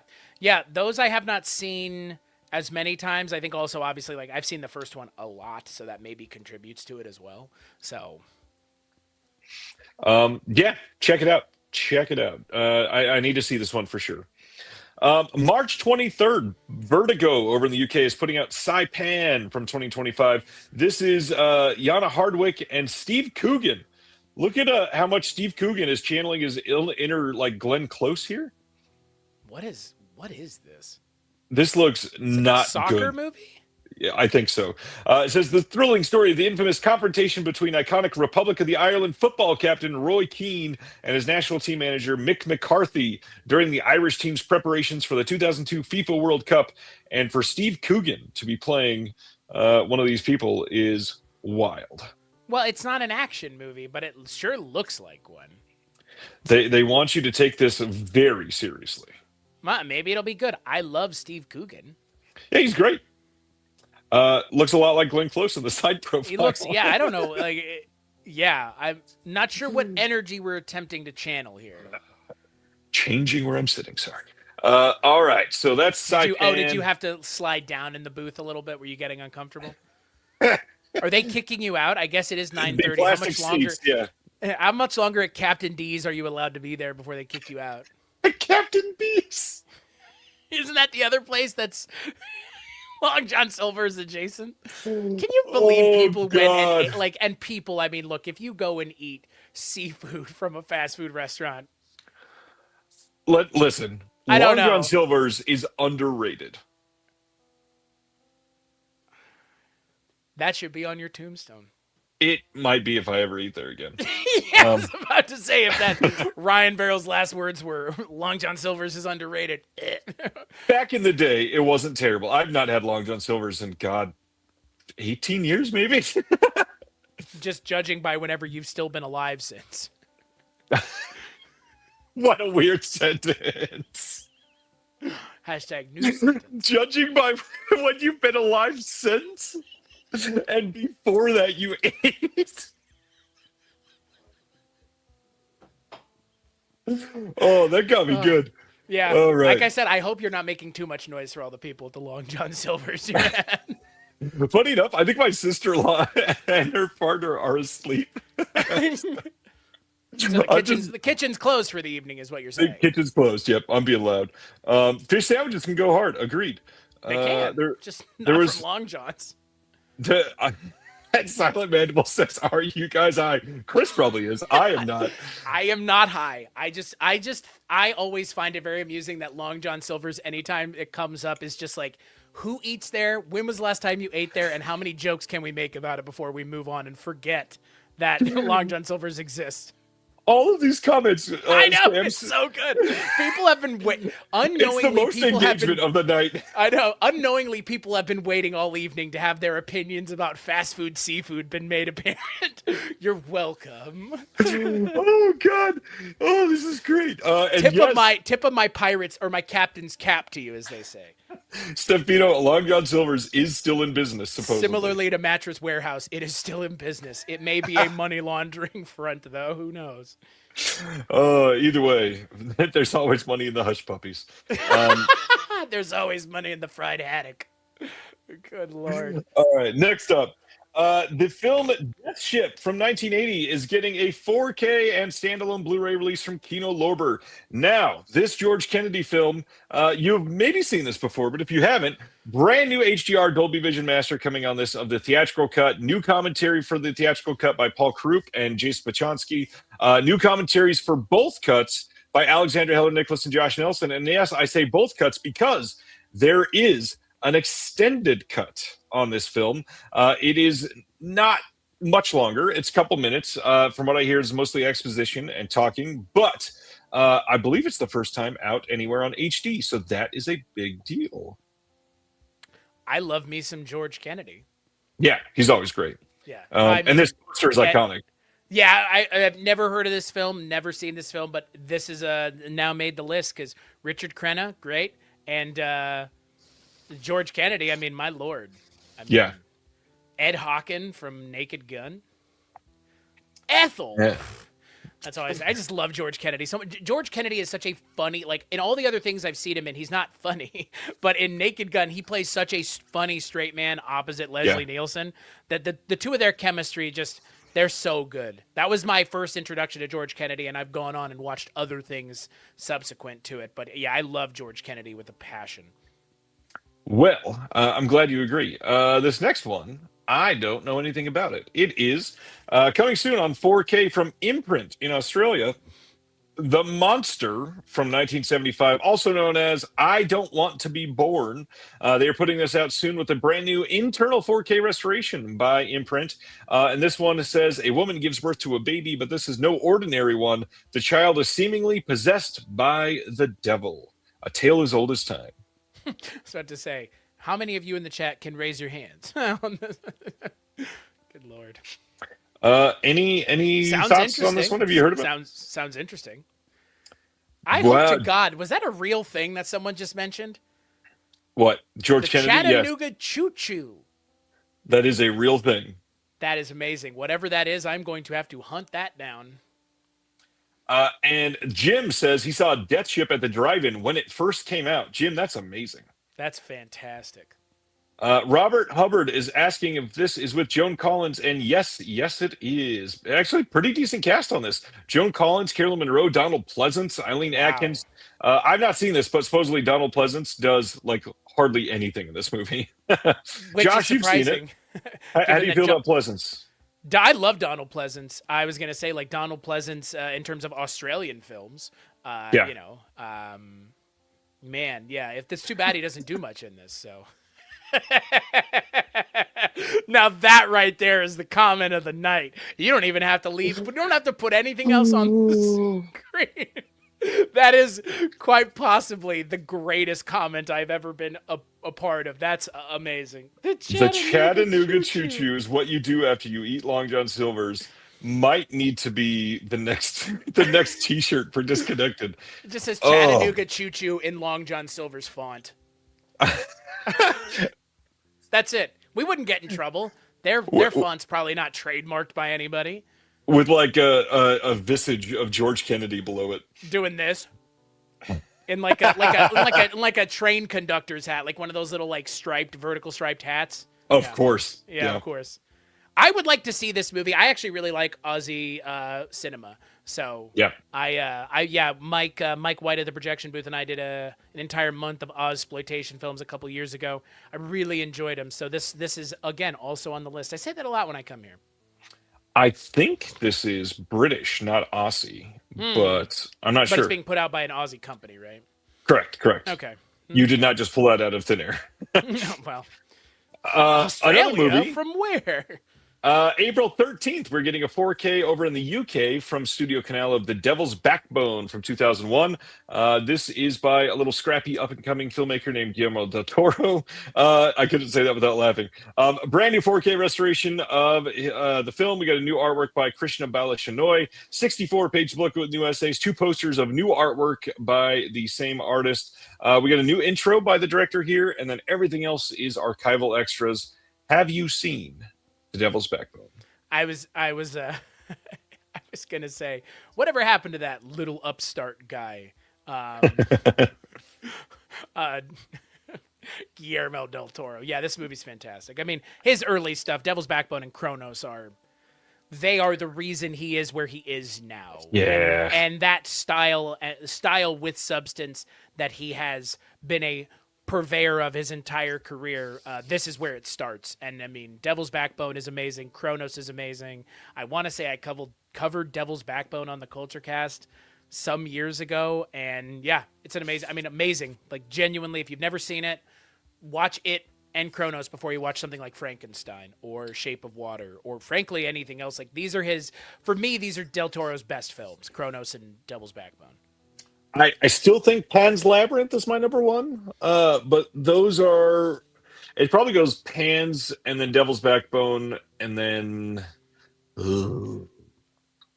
maybe Mimic? I love Mimic. Wow, I do like Mimic. Mimic's good. Not a lot of people remember it's a Del Toro movie. That first one, anyways. Honestly, Del Toro's one of those filmmakers that it makes the best sense to watch his film in chronological order, I think. I agree. I was gonna say Del Toro's directed one of my favorite comic book movies. That first Hellboy is just, oh my god! Like, Yeah. I saw an interview with Ron Perlman recently. He's like, "We owe the fans a third movie." I mean, I agree. I left the theater of that second one going, I can't wait for the third one. 36 years old now. I'm still waiting. So It is a bold choice. I'm sorry, Josh, but Mimic got me early. I think it might. I think it was the first one I saw from Del Toro. Yeah, Crimson that's Peak, touche. That's a great movie too. I get it. I actually think with Del Toro, you could go out and say any of his movies are your favorite of his. Really, like I don't think he's really had a not great movie. I mean, even to Stefano's point, like Nightmare Alley is actually pretty good, and I was surprised. Like very much not what I was expecting from Del Toro, but I actually enjoyed it. I still haven't seen Nightmare Alley ever, and I have yet to watch Frankenstein either. I really need to watch it. Frankenstein's good. Frankenstein is good, but for me, when I watched Frankenstein, I was like, Frankenstein's good, not surprising. Like you Yeah. know, like at this point, I'm like, Del Toro knows his shit. Like he is for me one of the most competent filmmakers working right now, and like his love of film has always come through. I remember those Bravo top 50 like scariest movie moments, and Oh, Del I Toro love was those. Del Toro was like one of the only people who could speak speak about his experiences with the film, but also what the film meant to the broader like film Yeah. landscape. And most other people were just yucking it up, like Rob Riggle and friends, like like that was weird because like Del Toro is Like such it was a VH1. I love the '80s. yeah, like Del Toro is such a student of the game that's why I've always loved him. Yeah, I'm not a Pacific Rim guy. That might actually be the only thing of his I'm not a fan of. Shockingly. Really? Yeah, Are you I into just like the tokusatsu stuff outside of that? yeah Pacific Or Rim. I not just can't, tokusatsu? Sorry, kaiju stuff. yeah, I just can't get down with Pacific Rim for whatever. Like, and I will say I like the kaiju stuff outside of it, but not a lot of the American Godzilla stuff. Like, I'm not a huge fan of those monster verse things either. Right. You really want to get me dragged up a flagpole and back down. 1999 Godzilla, not that bad. Gotta go, folks. I didn't hate it, but I certainly don't love it. It's got its charm. It's not a Godzilla movie, but it has its charm. When are you going to see Matthew Broderick and Hank Azaria together on screen and Harry Shearer? Yeah, I certainly love people that have ran people down in other countries. Yikes. Shit got Chris real dark. Pratt was one of the comedians that was featured in the VH1 Scariest Movies TV show. Ooh boy. Was he? That must have been a later one. Chris, come on. Josh, we're allowed to have opinions here. Last time I checked. No, not a free country. All right, let's Not go a to the next one. Very, very quickly, we will be finding out that Godzilla 1999 not allowed to like it. Well, I shouldn't say like this, but the last two of like the really big news of the week are the next two actually. So first up, one that we've been waiting for a long time. February 24th, Synapse is releasing Tag, the assassination game from 1982 on Blu-ray for the first time ever. This is a big deal. We got Nick Castle on this film. This is the HD worldwide video premiere in a 2K restoration from the 35mm archival vault materials. This is going to have a commentary with Nick Castle and Robert Carradine, moderated by Sean Clark. It's got liner notes by Dustin Morrow. It's got a film poster reproduction card. And check this out. I have been wanting to see this for quite some time. Looks great. Yeah. Never heard of it. Sounds interesting though. I like everything I'm seeing on the screen. It seems like a really interesting package to provide to everybody. I like that they're giving everybody more than just the movie, because some of these have been just the movie, and it's like, if we're gonna spend all this time and effort to do this, it'd be nice to have more than just the movie. Right. For those that have never heard of this or seen of this, this says the rules of tag are simple. Players try to murder each other using rubber-tipped toy dart guns.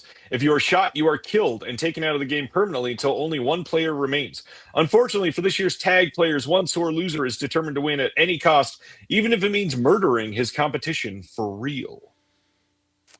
I do like that on the box art it says, "Rub out your friends."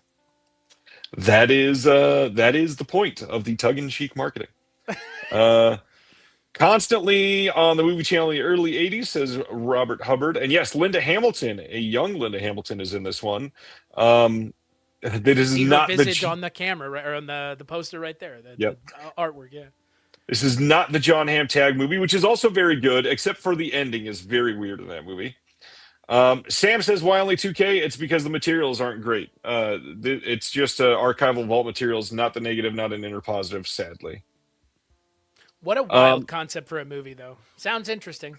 Yeah, I'm eager to check this one out. And then one of the biggest piles of announcements that we've had in a while, Synapse and Redshirt has revealed some artwork and details on some of their upcoming releases. So let's talk about Fright Night 2 coming on 4K with a new Dolby Vision Master supervised by the DP. This is going to have these 3 new artwork options. This was shared by Michael Felsher over on the Dead Pit radio show. There is going to be the original art on the reverse side of one of the wraps, and this is coming this year. We don't know when, don't know exactly when, not even like the time of the year or anything like that, but later. And then they revealed all of these. Frankenhooker coming on 4K with a brand new Dolby Vision Master coming soon that we don't know an exact date yet. Prom Night 4K brand new Dolby Vision Master with Dolby Atmos coming soon. Again, we don't know when.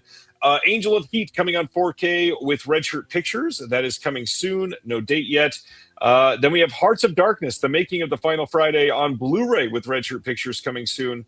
And then some 2026 releases. Intruder coming on 4K with the brand new Dolby Vision Master from the original negative with brand new special features that won't be on the German release that just came out. That is coming this year. Street Trash coming on 4K this year with a brand new Dolby Vision Master supervised by the DP. And lastly, Hunter's Blood coming with Redshirt Pictures on 4K this year. New Dolby Vision Master. More news on that soon. Question. Answer. Original Street Trash. Yes? The original Street Trash, the only good Street Trash. The new one is hot garbage. Okay, I haven't seen it, so I can't comment, but I'm just making sure because now we have to clarify. So, because the title of the film is the same.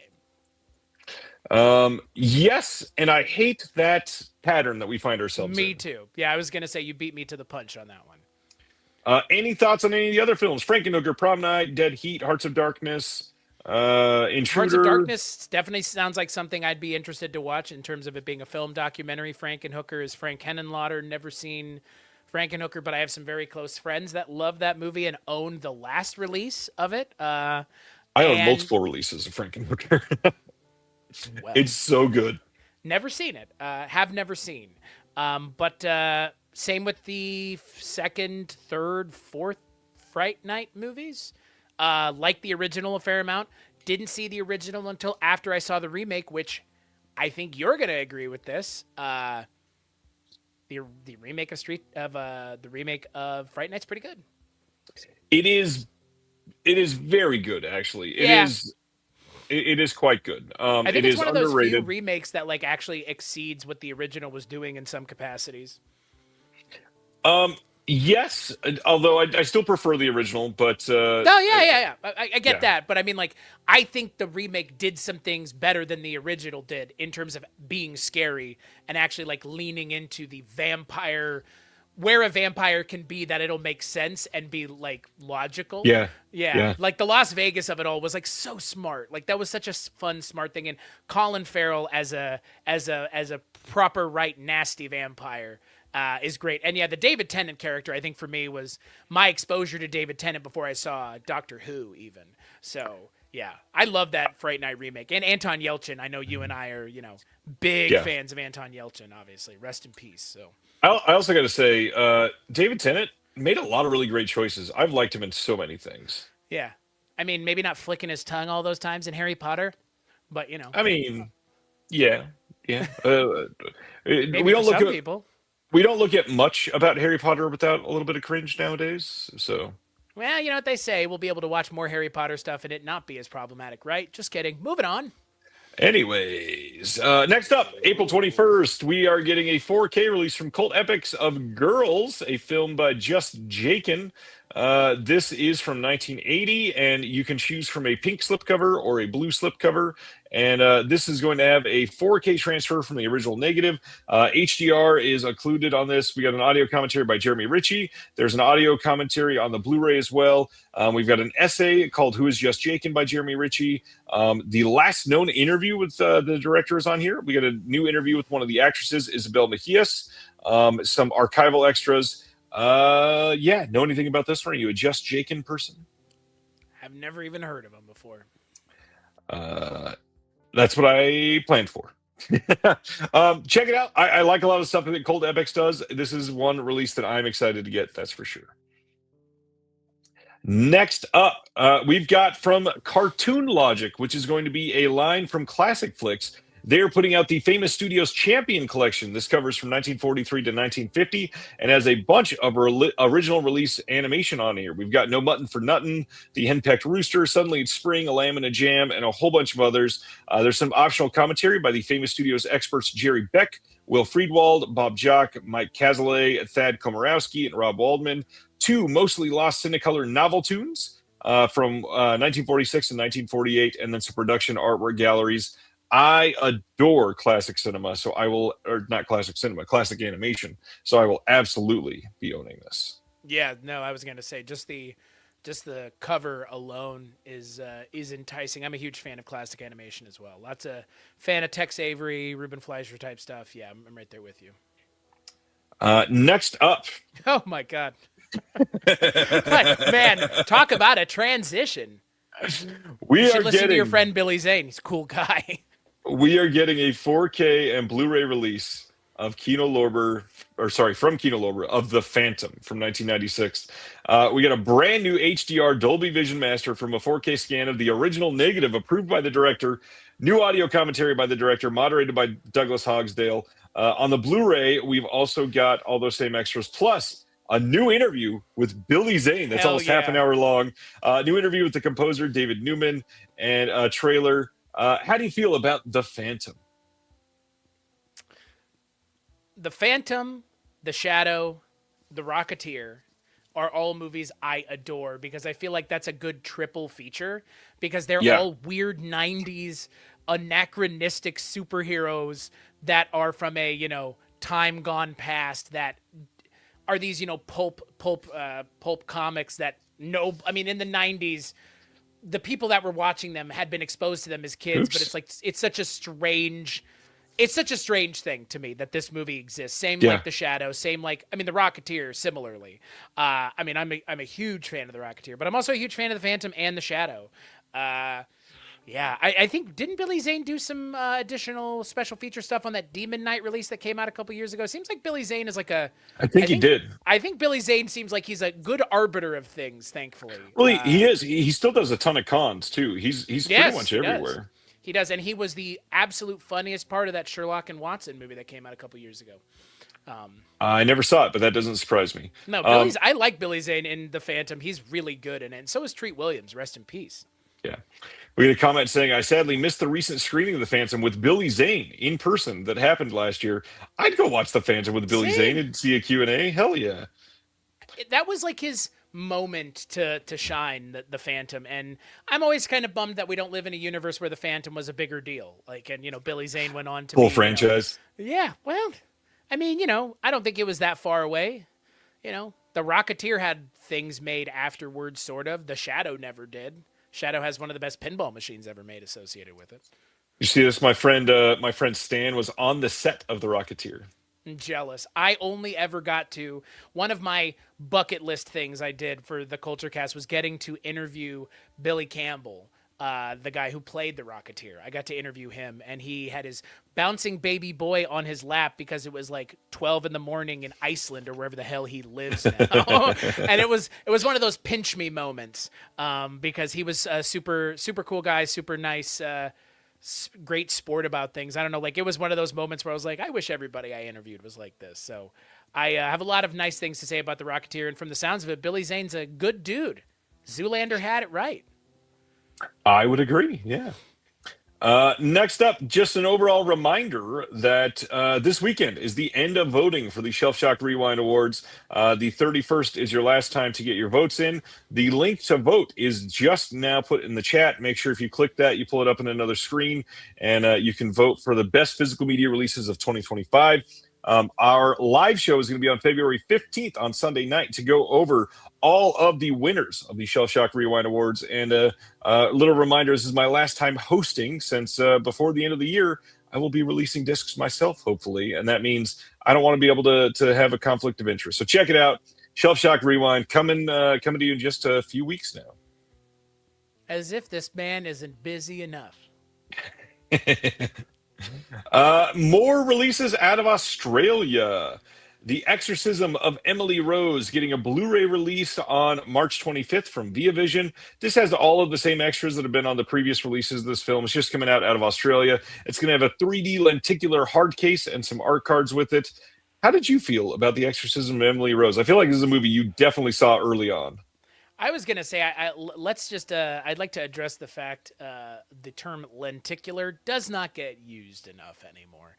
I do like a good lenticular. I'm sure you use it a lot on this show. No, I was gonna say I'd love some more lenticular cases. Let's do it. Get some more out there. Yeah, Exorcism of Emily Rose. Saw it. I believe I saw this in theaters because this is what 05, so I would have been 15. 05. Yeah. So saw this in theaters. I'm a fan of Jennifer Carpenter. She's as a Dexter fan, that's kind of the this Exorcism of Emily Rose, or this Dexter and Wreck are like the big Jennifer Carpenter things. So I don't know. I actually think this is a pretty good exorcism movie. Good call from Terry. Terry says nobody ever does movies about guys getting exorcisms. Well, Mike Flanagan's got an opportunity. He won't take it. No, he won't. I also believe that movie that Mike Flanagan is making is just called The Exorcist. So in keeping with the things that filmmakers keep doing that we don't like. Right. So check out The Exorcism of Emily Rose. And if you're picking that up and you go, you know what? I love the Saw movies. Pick up Saw 4 on 4K out of Australia from Via Vision as well, coming out on the same day. Once again, all the same extras. They did not get anything new for these, but the Blu-ray is the unrated cut. The 4K is the theatrical cut. There is no 4K elements for the unrated cut, which is why we don't ever get a UHD of that one, just a heads up. Exorcism of Emily Rose is a film where the trailer was on for a compilation disc I had from a cereal box. So I watched the trailer a lot as a kid, but I haven't seen the film. Oh, man, you got to get on that, Paul. What kind of cereal were you eating? Australian. Paul's from Australia. That's why. Oh. They get special things that we don't get. Hell yeah, they must. Jake, you got a shout out earlier, of course. Says, I remember hearing good things about this Exorcism movie. It's good. It's a talky movie, that's for sure, but I still recommend it. I think Exorcist movies are one of those things where like the Post-Exorcist is a wild movie. The Exorcist movies, like the bar was set so high, it's kind of hard to ever get to that point again with so many of these. I mean, even the franchise itself never got back there. Like, The Exorcist is such a watershed moment for film. The Exorcist 3 is pretty I love The amazing. Exorcist 3, but The Exorcist 3 is not The Exorcist. It's just not. That is true, but technically it's like one of the best sequels of all time. I agree with you. I like both cuts of that movie even. You know what's not a great sequel? Saw 4. This is this is the one where Riggs gets kidnapped, right? And I believe so, yeah. This is like, I love the Saw movies. I did a back in the day before 3 more have now come out. We did all of the original run of those Saw movies as an episode on the Kulturecast. It was like a 2-parter. Each side, or each, was part 1, part 2 was like 4.5, 5 hours because we had interviews with people from the movies. So Jeez. I've seen them all. The 4th one, I think, is one of the weaker ones in a overall really strong franchise of movies. The 5th one, surprisingly, may be my favorite, and that's a late Saw movie. That's Saw the 6 is one of my favorites for sure. Saw 6. Okay, Saw 5 is one of mine with Peter Outerbridge, and he's being put. It's like similar to 4. I think it has more in common with 4. I think 5 just does what 4 is trying to do a little bit better. The capturing of someone and having them go through a bunch of different tests as opposed to, one person and then another person type thing. So, but Saw, I mean, you and I, we never got a chance to do our Saw Film Foundations episode, did we? No. We Well, I'll blame the wife. We wanted to rewatch all of them, and we just did not get to them yet. I truly love every single Saw movie. Spiral doesn't count because it's from the Book of Saw. It's not a Saw movie. But all the other ones, even the worst of them, I saw most of them on opening night with my wife. Laura loves, I believe, all of these, and even enjoy. We went to Spiral in the theater too. I got to say, Saw 10, very good. Very excited that James Wan is back at the helm and supposedly going to be very hands on with Saw 11. I'm very eager to check it out. Yeah, I was gonna say, man, you beat me to it. Saw 10, I think, might be one of the most surprising movies I've seen in a long time. Not because of what it is, but because it drug a franchise back from not the brink. Saw was in the proverbial film timeout zone, kind of like Friday the 13th and Nightmare on Elm Street are. Saw was in the no zone because of the franchise kind of really pissing on the goodwill of the franchise, of the fans. And Saw 10, man, was just so good. I mean, if you haven't seen Saw 10, you don't even really need to watch any of the other Saw movies to appreciate Saw 10. Genuinely, I think it gives Probably you enough. true. It gives you enough. And frankly, you could watch Saw 10 and then watch Saw if you really wanted to. Saw 10's amazing. They're all great. I love the franchise. Let's keep going.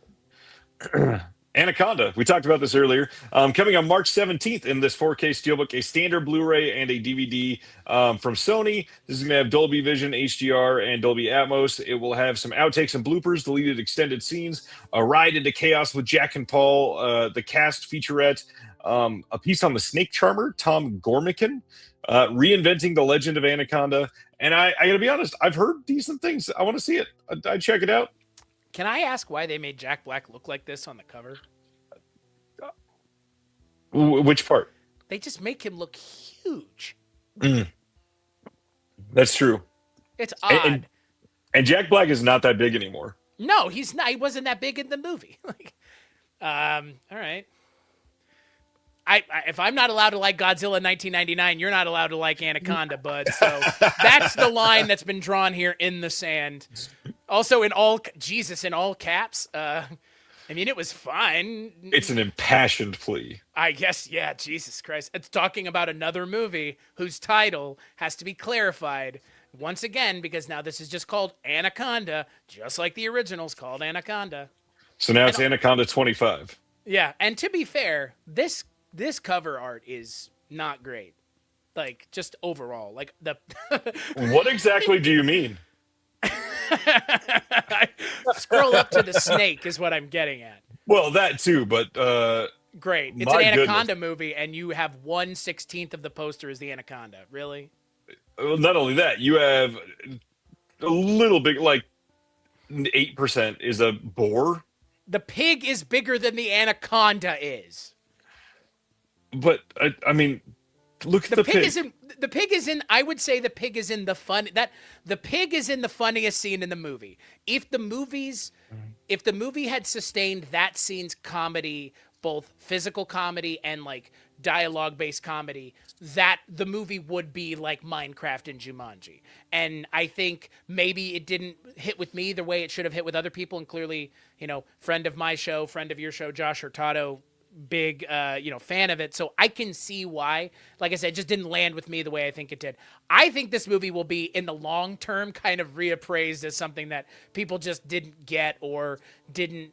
I don't think it was advertised very well. I think there were a lot of things working against it that I think this movie will find its audience eventually on physical media, as these things tend to do. Yeah, I still need to see it, that's for sure. I don't know. I think you and your kids would like it. It's like a fun family movie. Yeah, that's yeah. Josh is right. It's for an Anaconda. It's like it's like the Anaconda movie of it's like Batman in The Dark Knight Rises. It's like he's in it, but like for a Oh my minute. god. You see Steven's comment, why did I give all my lost weight to CGI Jack Black? Dude, it looks like someone took a tire pump to him. If I was Jack Black, I would be so upset that this is what they put out with me on it. Like, Jesus, dude. Like, And the crazy thing, he approved this. Like, he had to approve it. I know that's yeah, no, wild. I know. I would be like, dude, what the hell were you thinking? Like this, and What movie did we watch? well, that's the other thing. And again, like if you've seen the movie, like the movie's not this serious. Like this is a Right. this is a fun, ostensibly a fun movie. Like what movie are you advertising here? Like I Right. don't think they knew how to advertise the movie, and I think that happens when you have a meta concept that you really have to spend a little bit of time getting the audience up to kind of speed on. So, like I said, I think this will find its audience in the long run. So, yeah, where's Seth Rogen? He's stuck in the studio. Where's Steve Zahn and Thandie Newton? They're in this movie as much as Paul Rudd and Jack Black are. So Not only that, their names aren't even on the cover. No, That's I know. the wild part. yeah, that was more surprising for me. Like, okay. All right. Next up, Eureka just this morning announced April 27th over in the UK, April 28th here in North America, a Blu-ray box set of Adventure Calls, Carl May at CCC. This covers from 1964 to 68, and this has a bunch of films in this. This sounds really great. This is a bunch of Difa Westerns, and I kind of really want to see these.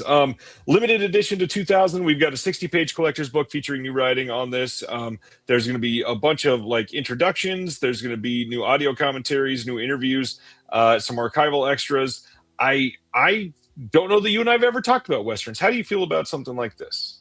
I like westerns a fair amount. I was my father is a big Louis L'Amour guy.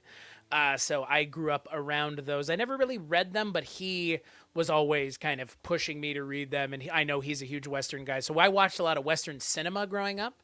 I love Westerns. I don't know. I just love Westerns. I love most, if not all, kinds of Western or Western adjacent things. I kind of wish it was a genre that had more of a place in this day and age, because that's a genre of film similarly to like the swashbuckling film that just doesn't really have any sort of representation anymore in like modern cinema. And it's kind of a shame because, old school Westerns or old school swashbucklers are often technically impressive, very well made films. So I love a good Western. What about you?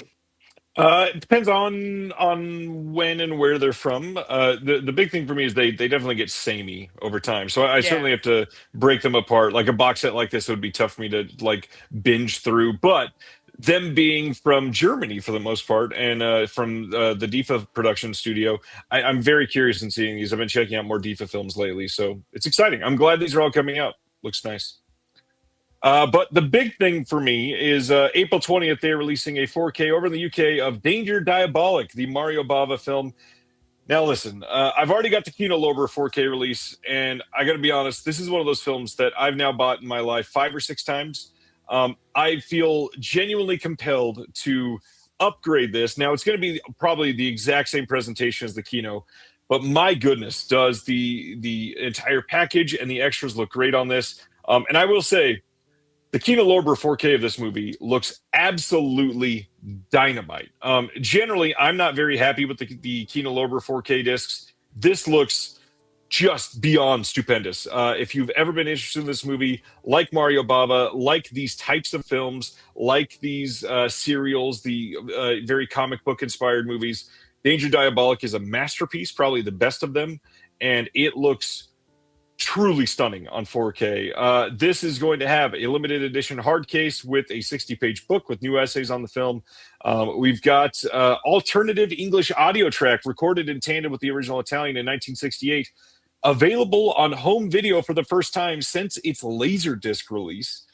We got a commentary with Troy Howarth and Nathaniel Thompson, commentary with Tim Lucas, commentary with John Philip Law, moderated by Tim Lucas, a new discussion from the origins and evolution of Diabolic from page to screen with Leon Hunt, new visual essay on Danger Diabolic as anti-establishment pop culture by Rachel Nisbet, some archival featurettes, and yes, even the body-moving music video by Beastie Boys. This looks like a stupendous release. Yes. Have you seen it? Have you seen anything from Bava? I have seen stuff from him, but I have not seen this. I think at one point in the past when I was on your show, there was another release of this that was That could be. mentioned. That could be.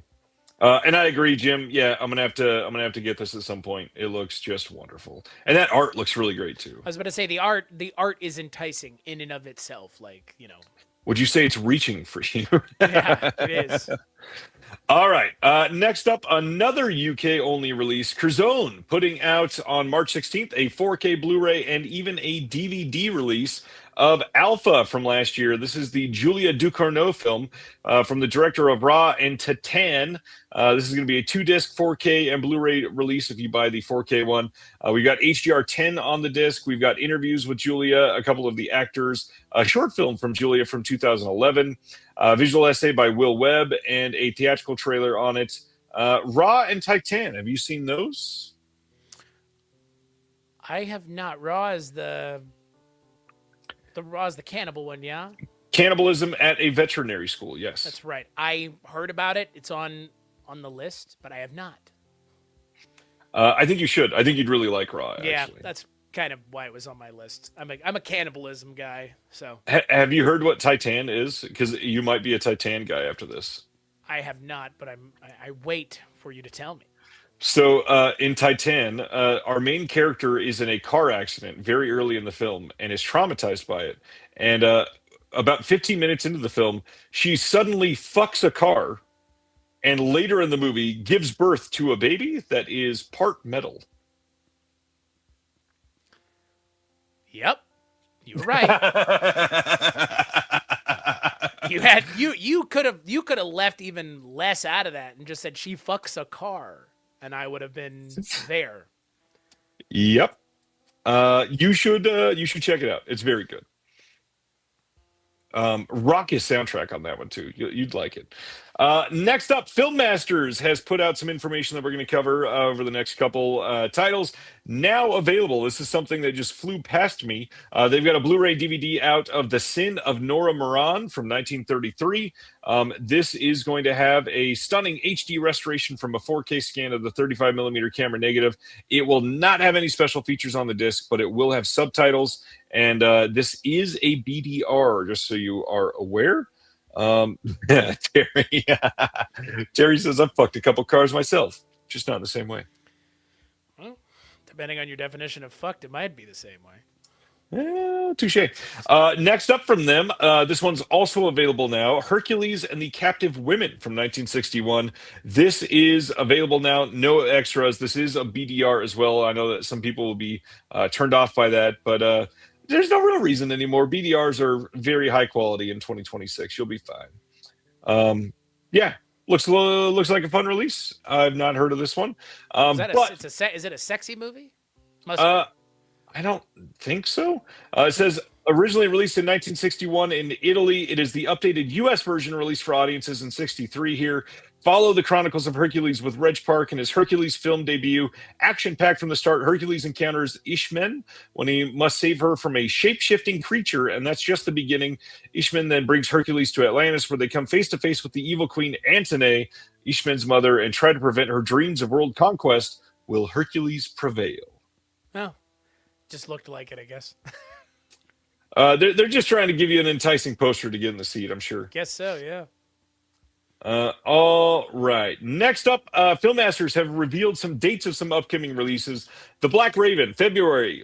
Bombs Over Burma, February. The rest of these, March. We got The Little Princess, The Snows of Kilimanjaro, Our Town, Dancing Pirate, The North Star, and Reefer Madness. All of those are going to have no special features, but they will be a 2K or 4K restoration. Generally, it's going to be a 2K, and they will likely mostly be BDRs, sadly. Not sure why they're choosing that, but here we are. Yeah. Next up, February 17th, a Blu-ray from Cineverse of Lesbian Space Princess. How's that title feel? What a pivot. From the Dancing Pirate to Lesbian Space Princess. You said the same thing twice. I did. This is going to have a director's commentary, animatic scenes, magic trick, reference video, auditions, outtake clips, deleted scene, and some more.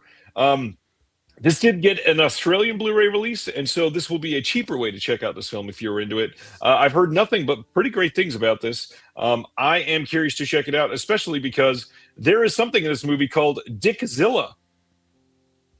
Nice. Dickzilla. I'm here for it. Good to know. Moving right along from Dickzilla to The Second Twin. April 7th, getting a Blu-ray from Kino Lorber of The Second Twin. We'll have a new audio commentary by Simon Abrams. This is from a 4K restoration by Studio Canal. And that is April 7th, yeah. Lesbian Space Princess from Umbrella has the soundtrack CD. Nice. I didn't know that one. Next up from Kino Lorber, House of Cards with George Papard. This is coming on April 21st. This is from 1969. Has a new commentary by Gary Garani, and this is supposedly pretty great. It says, witness the intrigue and suspense behind every door, every window, and every move of every player in the House of Cards. I checked this one out. Orson Welles in it as well. George Papard? Who doesn't love Banachek? It's a great question. Good question. Who even knows what Banachek is? Better question. I don't. I know. I figured as much. Next up. Oh my god. This is some like filmic motion sickness here. I'm getting whiplash from these movies. High quality Stone Cold action. 1991's Stone Cold coming to 4K from Kino Lorber on April 21st. You've got two different cover art options there. This one is wild. We've got a new scene-specific commentary by the director, Craig R. Baxley. That's a big deal. We also have a brand new interview with William Forsythe on this. I love this movie. Tell me why. I mean, it's Brian Bosworth. It's insanity. Like, for those of you who don't know who Brian Bosworth was, he was a football player from OU Yep. who then was essentially known for just kind of being a shithead. And so that launched him into fame and stardom of the variety of this kind. Yeah. If you don't buy this alternate cover art, what are you doing with yourself? Like, this is the fact that they even allowed this to get made is so good. Like, Jesus Christ. They're blowing up the Capitol. It's just like, this alternate cover art is truly, oh yeah. Brian Bosworth, not a great actor. Good looking guy, got a good look to him. Like, he has he's got that look. I mean, he's got a look to him, but he's just not a great actor because he's an athlete, and not every athlete is a good actor. You're not necessarily going to be good at everything you do. We talked about this the other day. Like, you can't expect everybody's going to be good at everything. That is true. Have you seen Stone Cold? Years ago. I barely remember it. I do have the Blu-ray, so I definitely don't need the 4K, but It's got Lance Henriksen in it. it does. It absolutely does. Yeah. All right, carrying on to Remo Williams, The Adventure Begins. This is coming on April 14th on 4K and Blu-ray from Kino Lorber. New HDR Dolby Vision Master on this one. New commentary by film journalist Brandon Strusnig. We've also got a new interview with Patrick Kilpatrick. All kinds of archival featurettes on here. There's a archival commentary as well. Remo Williams, have you seen this one? I could listen to you say Remo Williams over and over and over again. I've never seen Remo Williams, The Adventure With Fred Begins. Ward. Yeah, I've never seen it. You should. It's worth watching. It's pretty good. It is quite funny. Fun movie. Yeah, not much else to say about it. Looks fun. Check Fred it out. Ward. Love Fred Ward. The adventure also ended, says Stefano. Yeah, it began, and with that, it was over. Next up, Kino releasing a DVD only on April 7th of Mr. Nobody Against Putin, the Oscar-nominated Best Documentary Feature, Mr. Nobody Against Putin, getting a DVD only release in 2026. Why are we doing this, Kino Lorber? Do they not have Blu-ray and 4K players in Russia? Is that why? I have a feeling not many copies of this film are going to end up in Russia. Not for a lack of trying, maybe, but for a lack of customs. I was about to say, would you like an Operation Dumbo Drop style thing? Antenna Releasing sponsoring a DVD drop over the country of Russia. Operation DVD drop. Good Yeah. lord. Yeah. That's what our yearly donation thing will be called when we donate DVDs to the local people. Is Operation DVD Drop. And of course, we're gonna buy Kino Lorber DVDs to drop them in. It is wild that they're releasing what in your mind as the physical media guy, why are they releasing a DVD in 2026? Because they're cheap. Because they think that documentaries won't sell well. That's probably one of the reasons. Which is an odd choice considering documentaries do pretty well. Yeah. Anyways, next up, Kino Lorber also releasing a Blu-ray, not a DVD only of this one. March 24th Blu-ray of House Calls from 1978, starring Walter Matthau, Glenda Jackson, Art Carney, and Richard Benjamin. New audio commentary on this by Brian Reisman and Max Every. I love me some Walter Matthau. Same. I'm more of a Jack Lemmon guy, but that's because he was in Glengarry Glen Ross. But I love Walter Matthau and Jack Lemmon. Understandable. And Mr. A Fat Man, not an insult, that's the YouTube name, says DVDs still outsell Blu-ray, and this is a very niche title. While technically DVDs outsell Blu-rays, that is mostly because they're selling DVDs only at places like Walmart, where people walk through and go, oh, they made that movie, we should buy it on DVD. The people that are buying stuff from Kino Lorber are primarily only buying Blu-ray. I absolutely think they could have done that. Matthau and Jackson have totally wonderful chemistry like they did in Hopscotch. I will watch anything with Walter Matthau in it, I think. Well, Period. I was going to say, there's that like pirate movie with Walter Matthau that's not great, so maybe don't watch that one. I think you mean don't watch that one again. Valid. Next up, more Kino Lorber. April 28th, a Blu-ray of Nightlife coming on Blu-ray. I already said that. From 1989. This is a made-for-TV movie. We get a brand new HD master from a 2K scan of the Interpositive. New audio commentary by Amanda Reyes, of course. New audio commentary by David Del Val and Peter Sawyer. Anything made for TV, Amanda Reyes should be on, and this looks like a really solid release. Amanda Reyes, she is the preeminent expert on TV films. Absolutely. Yeah, she's no one amazing. does it better. We had her on the Kolchak tapes a very long time ago to talk about Kolchak, and that was my first introduction to her. And she's fantastic and so amazingly knowledgeable, and just I don't know, one of the best people in terms of keeping the TV film conversation alive, which is not easy. I mean, you know. Yeah. Also, Miriam Diabo, Bond girl, everybody. Not one of the more memorable ones, unfortunately, but I wonder why. Well, Living Daylights wasn't everybody's bag. I get it. That's true. Next up, the last Kino Lorber announcement of a very Kino last few minutes for us. April 28th, Blu-ray coming of a wonderfully titled film, The Man Who Reclaimed His Head from 1934, which, I mean, it makes sense. It was his, so yeah. Starring Claude Rains. Joan Bennett also in this one. We get a new audio commentary by David Del Val, another new audio commentary by Troy Howarth. I'm very curious to see this one. 1934. This looks good. I mean, I like the name. Yeah, looks good. Absolutely good poster too. Only a few more left for this week. Next up, the next wave. The next wave is Criterion coming out in the UK. I'm glad that they're getting these. It sucks that they can't get all of them, so I feel bad for everybody that won't get all of them. Yeah, these look good. We've got The Blade coming. We've got Trouble in Paradise coming. And we've got Gilda coming. The Blade is April 13th. Trouble in Paradise, April 20th. Gilda, April 27th. Have you seen any of those three, sir? I have not.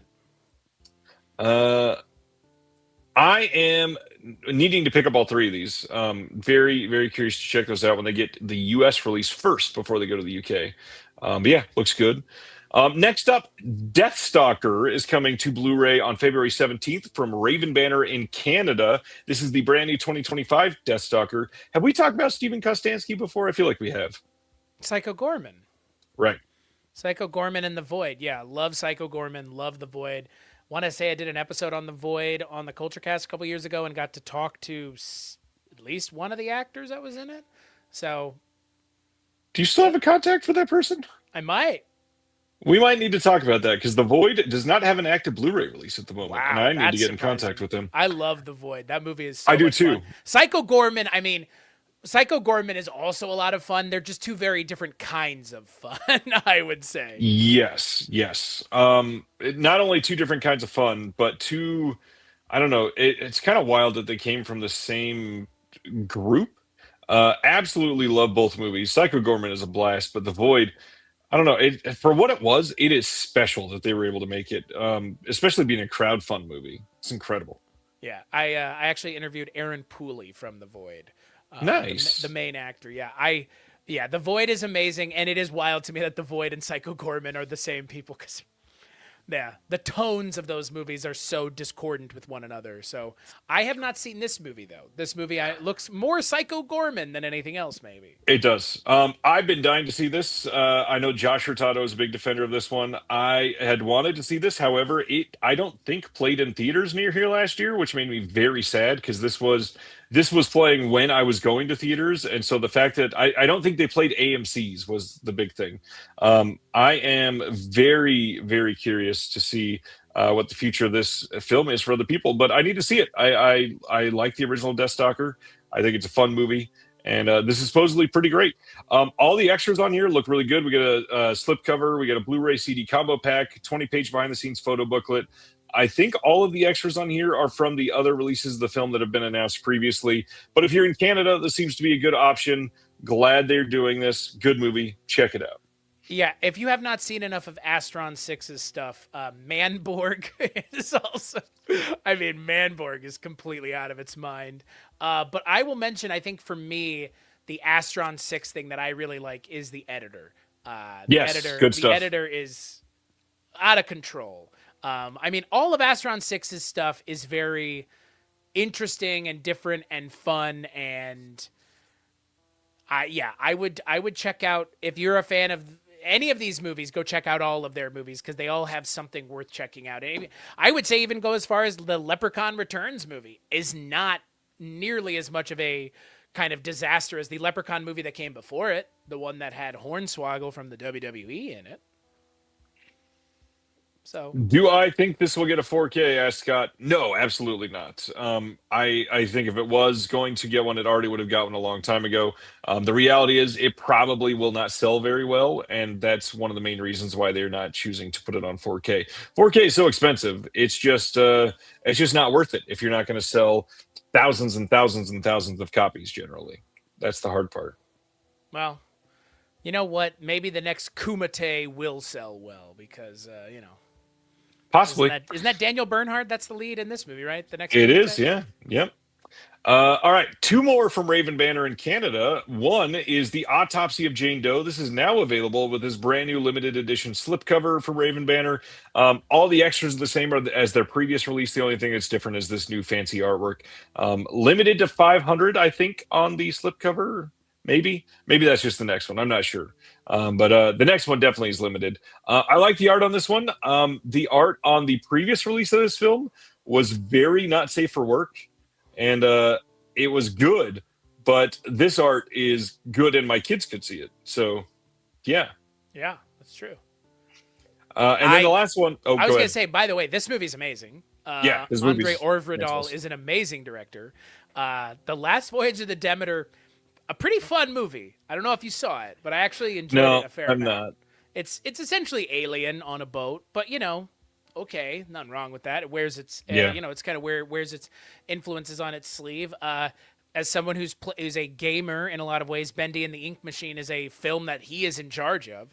So I actually, and Troll Hunter is a movie that, oh my God, when I saw that, I thought that was just, I mean, Troll Hunter Troll Hunter, I mean, for someone who is a found footage guy, as I know you are, Troll Hunter is in that conversation of amazing found footage movies, some of the best. And so, Especially for the price that they paid for that film. God, and he wrote and directed that movie. That's the thing that always like like makes me just like so impressed by him as a director and a writer is that he wrote and directed that movie too. Like that movie's stunning. And Scary Stories to Tell in the Dark, not terrible. I mean, I think the premise of the movie was weird, and I don't know how well it like landed. And I know that they also kind of trafficked in the Guillermo del Toro of it all because I think he produced that movie, if memory serves, or he did the story or something to that effect. So, but I love Overdahl as a director, and God, The Autopsy of Jane Doe is a great movie. It is great, truly great. Yeah. All right, last one for the week, also from Raven Banner. They are doing Turbo Kid with this brand new, amazing limited edition slipcover. That is a wild piece of cover art. My Lord. I want that as a poster, my guy. Jesus.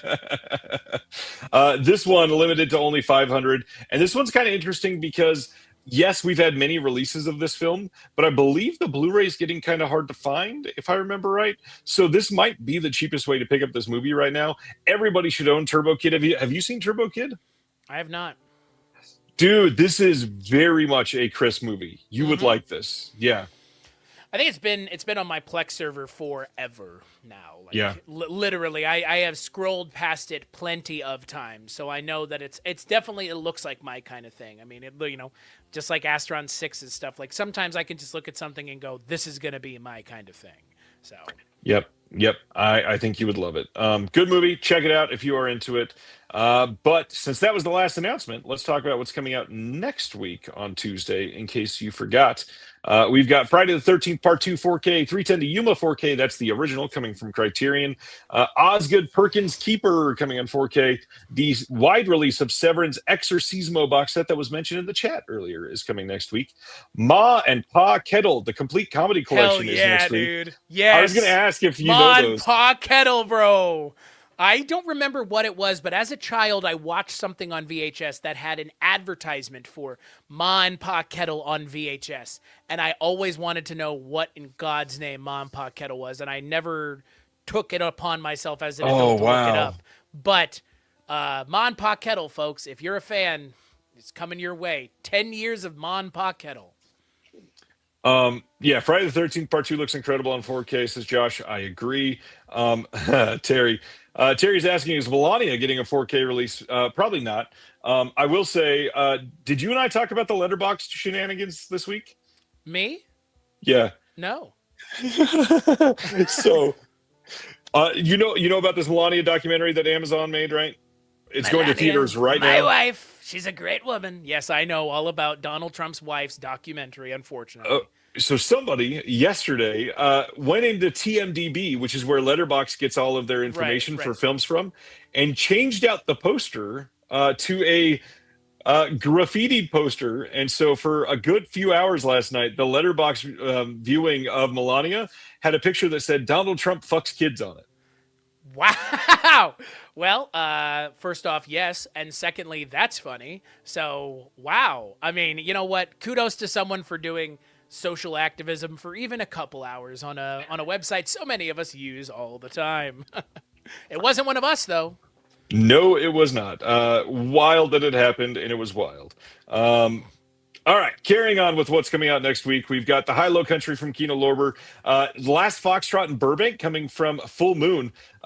Chris, have you heard of Last Foxtrot in Burbank? I have not. Written by one John Carpenter. I know that name. He doesn't like Chevy Chase. 10 Rillington Place coming from the studio. Have you seen 10 Rillington Place? I believe I half watched it. I don't think I finished it. It's really good. Richard Attenborough in that movie is amazing. I know most people know him. I mean, like most, film goers who have only seen, like popular things know him as John Hammond from Jurassic Park, but he is so good in 10 Rillington Place. Like, if you've never seen him in anything else and you want to see him as a total creep, 10 Rillington Place is definitely a place to start for sure. Yeah. Full Moon's Noir collection is coming out next week. We've got Garden of Love from Unearthed Films, a couple standard editions from Mondo Macabro, and then if you want, the 50 Shades movies coming together on 4K in a 3-film box set for the first time ever. My big thing for next week is the Exorcismo box set. I cannot wait to get that in. Yeah. Is that Friday the 13th from the one that's down there? That's Friday the 13th from 2009?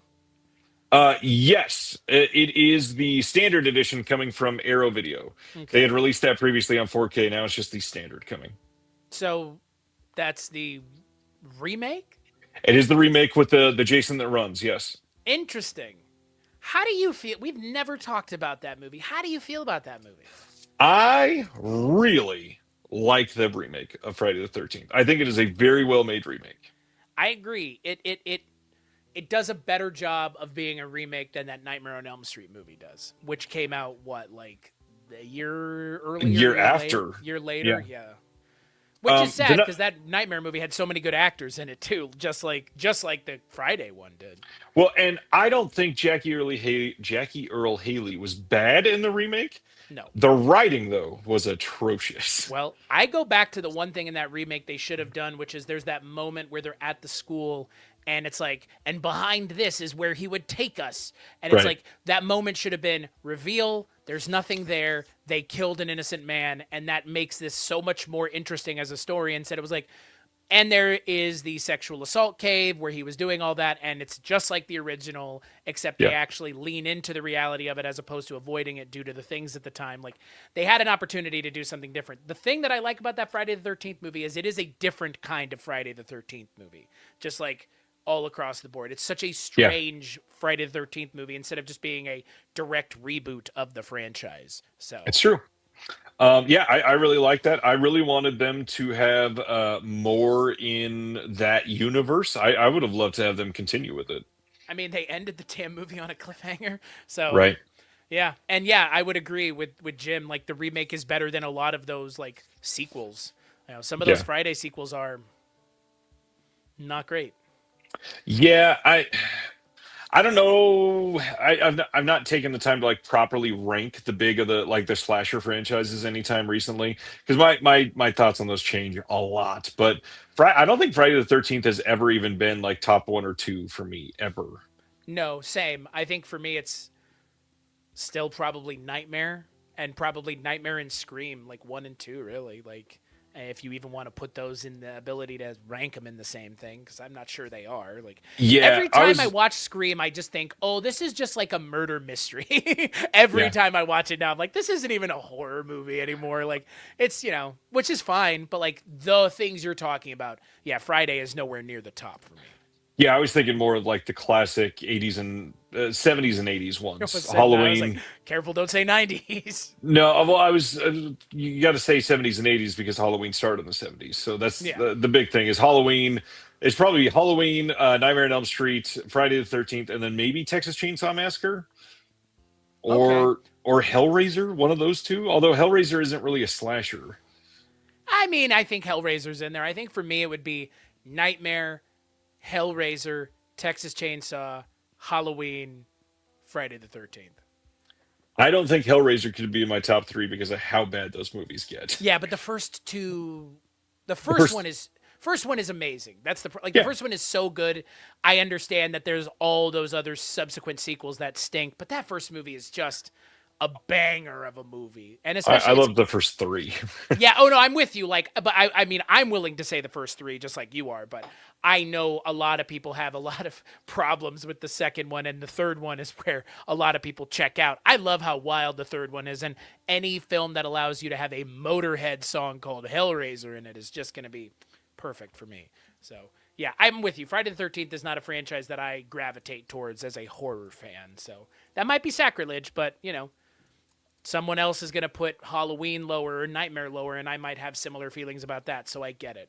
We resonate with some of these characters and franchises more strongly than others, so no answer is incorrect unless it's... Of course, yeah. I was going to say it's... I don't know. There's nothing, because I don't think there's any incorrect answer. Everything is someone's favorite. Look at this branding. All right, let's talk about video game adaptations. Overall, how do you feel about video game adaptations? Why is this an interesting topic for you? I think that the public sentiment on video game adaptations is kind of, I wouldn't say changed as of recent, but I think it's definitely had a weird wrench thrown into it because in the last, let's say,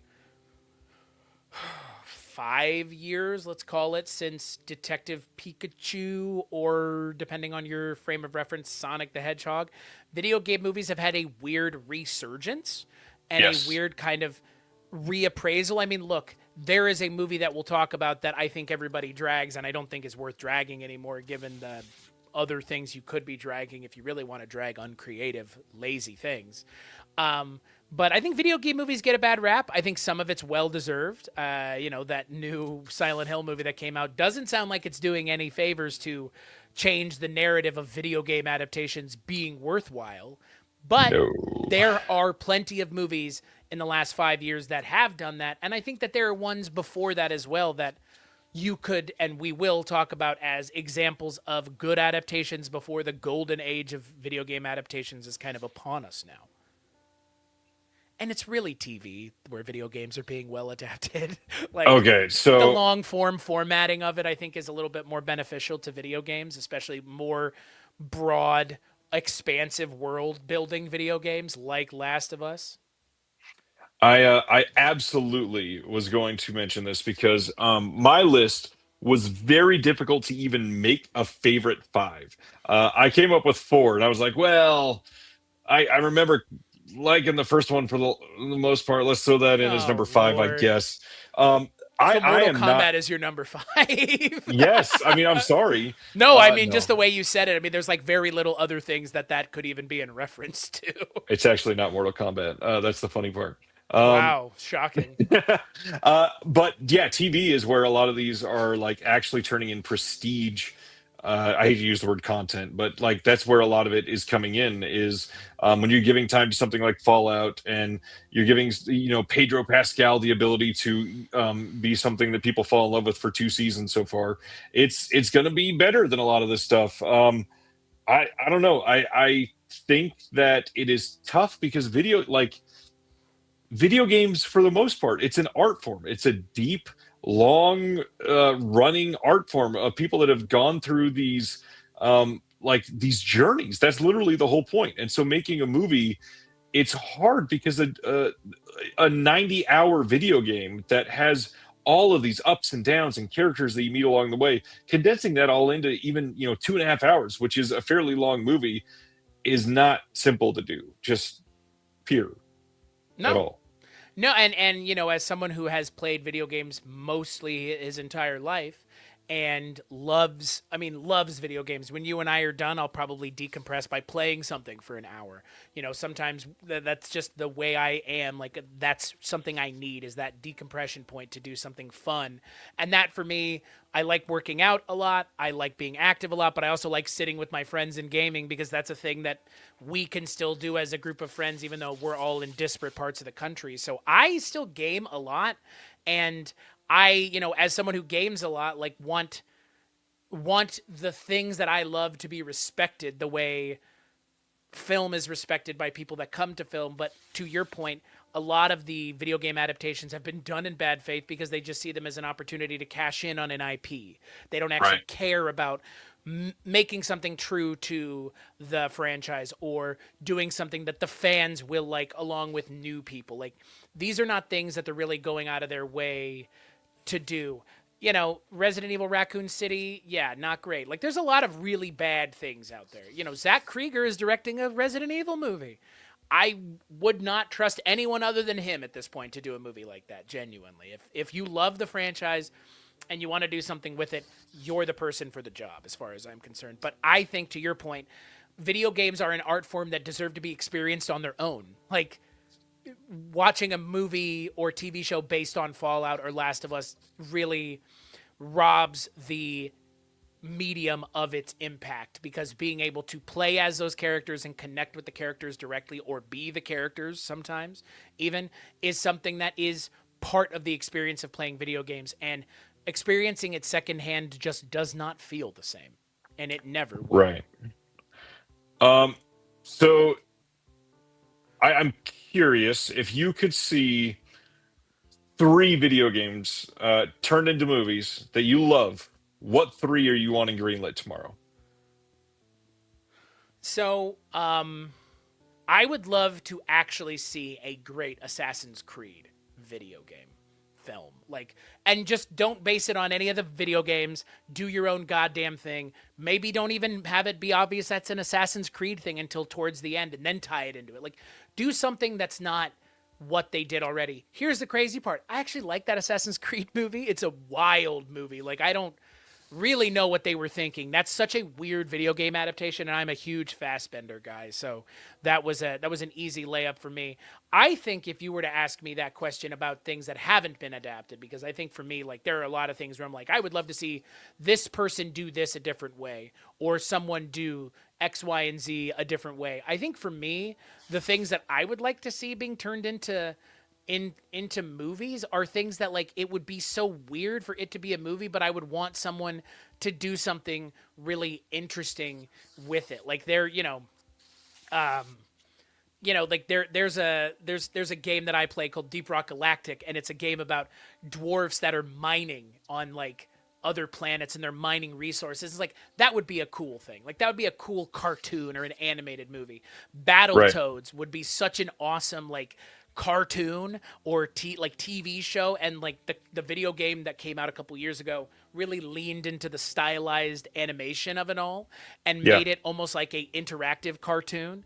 In a lot of ways, I mean, Cuphead was that same way as a video game. Like, it felt like one of those old school cartoons turned into a video game. So I don't know. Like I said, man, like, there's a lot, my brain goes a lot of directions, but I think for me, like, I would like to have people adapting things that aren't imminently obvious how you would adapt them. Like, Right. I think it would be fucking wild to see a Rocket League movie. Like, a genuine, honest to God Rocket League adaptation where you can get invested in a fake sport in the film the way people get invested in real sports in real life. Like, I think that would be wild. Like, because that's, again, like, for me, I want to see someone do something creative with it, because it's clear to me just taking these things and doing them, certain franchises can benefit from that, but other franchises, they don't work if you just straight adapt them. Right. What about you? I'm curious. I understand that. I never would have thought you'd say Rocket League. That's a fun idea, and now I kind of want to see that. Like, Right? It's be so wild. Like, it's I've like a always modern thought, like, version of rollerball type of movie. yeah, like, I don't know why someone has, like, why that wasn't a thing that people weren't clamoring for when that became kind of a mild cultural touchstone for a couple years, Rocket League. Like, I don't know why. I would also really love to see a Team Fortress 2 movie, just based on the amount of, like, unique characters that are in that video game, because every class in that game is a very unique, distinctive character. And if you had, like, an actual cast around that, you could do some really wild stuff with it. So those are the answers for me. I know those are very weird and, like, specific, but at the same time, like, I play so many video games, it was never going to be just Call of Duty. Right. You know, Yeah, Peter that's Berg's boring already as hell. doing that.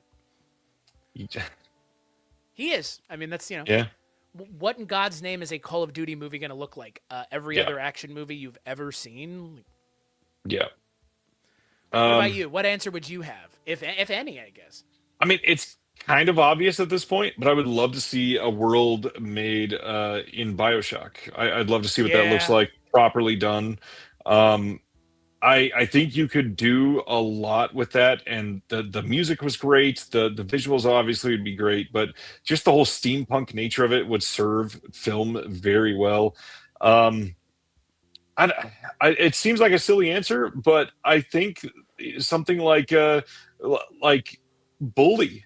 I really loved the game Bully, Yeah. and I would love to see a movie based off of that. Flex Obviously, your cred it's a little bit, Ryan. That's a deeper cut. That's a lesser Rockstar game. it's one of my favorites. I love Rockstar. I think that game was genuinely perfect. I think it would be really fun to watch, and supposedly they're teasing a possible, like, sequel or remaster or something coming up. They've been talking about that forever, but I hope that they're going Yeah. to do it. What if they did a Grand Theft Auto movie, but it was just like the Minecraft movie? I mean, honestly, it could be fun because, like, take the sensibility of Minecraft and make it fully adult. Make Yeah. it like beating up hookers and shooting people in the face, and It's kind of like Westworld. It would kind of be, I mean, kind of like Fall Guy, right? Like, or Free Guy? Free Guy? Is that what Free the Guy, Free Guy? yeah. Which, I mean, like, Free Guy was like, again, like, Free Guy was kind of trafficking in that, but I think it would be fun. Like, I know it's kind of, that trope is overused. The, like, real person goes into the video game. Right, But, right. like, I don't know how you would do a Grand Theft Auto movie unless you're just doing a Grand Theft Auto movie like a la Prima, like the actual way, like having it be set for real in that world and it following characters in that world, and it's set in Los Santos or wherever, but it's at like Grand Theft Auto for real. Unless you do it that way, like I don't know how you would do it any other way, really. Like Yeah. it's either that or that. Like same with Minecraft, it's either it's set in the world for real or you have people coming in from out of the world and it being fish out of water. Like how many times Right. that happened? The Super Mario movie, the original and the remake, the animated, both traffic in that even. Like because Mario's in his real world in that Mario Right. movie. So That's true. Asteroids would be again, like the classic games, Tetris, right? Like there was a Funny or Die like joke trailer Yeah. for Tetris of however many years ago. Like, and then they made a Tetris movie, but they made it the way you make a Tetris movie, which is the story of how Tetris came to Right. be. Because that story in and of itself is so interesting. That's the other thing. Like video game movies, I think for me, I also really love movies about the video game industry. Like Yep. King of Kong is absolutely one of my favorite movies of all It's time. great. I love that movie. Like, oh, No man, physical media release, by the way.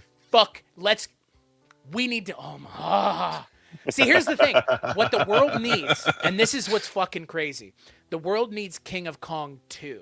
Because I don't know if you know what's happened in the subsequent years since the King of Kong. Billy Mays, or what the fuck's the guy's name? Oh, Billy Mitchell, not Billy Mays. I wish it was Billy Mays. They both lived in Florida. Billy Mitchell's been stripped of all of his titles Yeah, I'd heard that. because he was supposedly cheating. And I'm saying supposedly because he's a very litigious guy. So I don't want to put that out into the world, but a King of Kong sequel would be fucking nuts now, given the things that have happened in the years subsequent. But if you've never seen King of Kong, knock, knock, knock. This is the doorbell. You need to go answer it and watch King of Kong. This is the doorbell. So what your doorbell sounds like at your house? Not generally. What's up, Thomas? So let's get into it. Let's go into some of these titles. What is did you rank yours, or are these just a list of five that you like? I didn't rank Okay. mine. Did you rank yours? No, I it was hard enough just to give a list of five that I liked. So give me one of these five. Ranking is, as Baby Billy Freeman would say, is for nerds. So no, I'm not ranking anything. One of mine, like I mentioned, is a more recent title, Five Nights at Freddy's. I loved that first Five Nights at Freddy's movie. It's way better than it has any right to be. Like, it hit for me at the right moment in the right way. I was covering Five Nights at Freddy's at the time for another podcast I was doing. We were talking about like those kinds of YouTube like analog horror things, and so we covered Five Nights at Freddy's, and so it was hitting on all cylinders. And I know it was kind of critically reviled, but the people that I knew that loved Five Nights at Freddy's, the source material, loved the movie. And so as far as I'm concerned, if the people who loved the source material loved the movie, that's a success. And Right. you know, damn the critics in some respects, because they weren't amenable to it to begin with, so whatever. Five Nights at Freddy's I thought was pretty good, and Josh Hutcherson, forever teenager Josh Hutcherson, is pretty good. And Matt Lillard, I mean, I'm a huge Matt Lillard guy, as I know you are. So. He's just not in it enough. That's the big thing. But he's really not in it in the second one, so that's why the second one is not going to get mentioned, other than if you saw the first one, you'll probably watch the second, but the second one is a lesser first one in a lot of ways. I don't think it's terrible. I know you are not a fan, but I didn't think the second one was nearly as terrible as I was expecting it to be, that's for sure.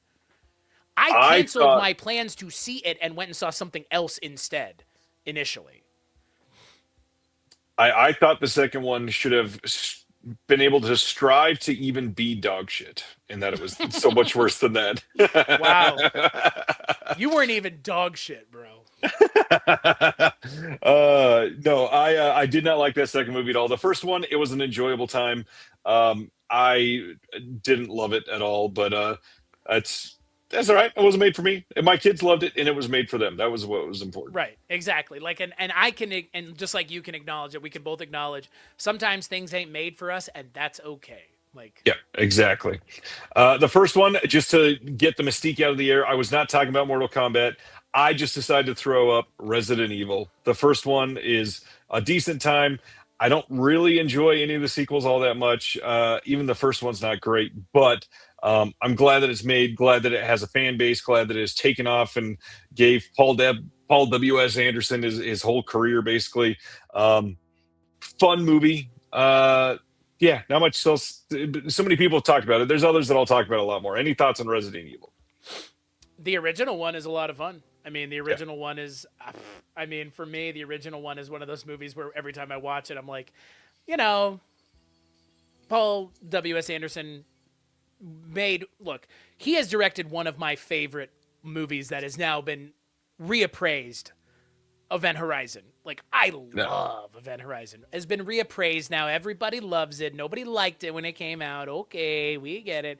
Love Event Horizon. So Paul W.S. Anderson is someone who I wish he had made more movies like Event Horizon and less Resident Evil. Don't we movies. all? Yeah, well, that's. I mean, it's like James Cameron. It's like, stop making those Avatar movies, bro, and make something else. Like, just please. Like, from me to you. And like, same with Paul W.S. Anderson. Like, I get it. You are really good at making Resident Evil movies. The Resident Evil movies that he made in that franchise are the good ones. Once he leaves, they're not. So Right. I don't know. I'm kind of the same boat. Like, the first one's great. Everything past that, not. And I saw someone in the comments mentioning that the Welcome to Raccoon City Johannes Roberts film, not good. And boy, they really were plugging away at that movie like it was gonna be something. And Johannes Roberts, I like that Kong movie a lot. So, like we talked about MonsterVerse movies, I did not like any of the MonsterVerse movies, but did he not do Kong? No, he didn't do Kong. Never mind. I thought he did Kong for some Not reason. that I'm aware of. No, but he did Primate. He did, and it's very good. Right, that's the other thing. So maybe that's what I was getting it confused with. Primate I haven't seen yet. Probably won't get a chance to go see it in theaters because it's still probably out somewhere for maybe another week. Maybe. Probably. It did fairly well. Yeah. Speaking of Johannes Roberts, whatever his name is, he did a part of VHS 99 that we spent some time talking about earlier. That's right. And my big one, nobody ever talks about The Strangers Pray at Night. Good movie. Better movie than people give it credit for. He also did that one. Yeah, Strangers Pray at Night is pretty good. Heck, can we say it's the only good Strangers sequel? Oh, well, there shouldn't be any other sequels, but yeah. Well, and there are, honestly, though. Pray at Night shouldn't have even existed, truly. It should have been left alone. But anyways. Yeah, I agree with that sentiment 100%. Okay, so was that off of Paul W.S. Anderson, or did you say a title? I totally just blanked. No, that was off of Paul W.S. Anderson, yeah. Okay, so what is your second one?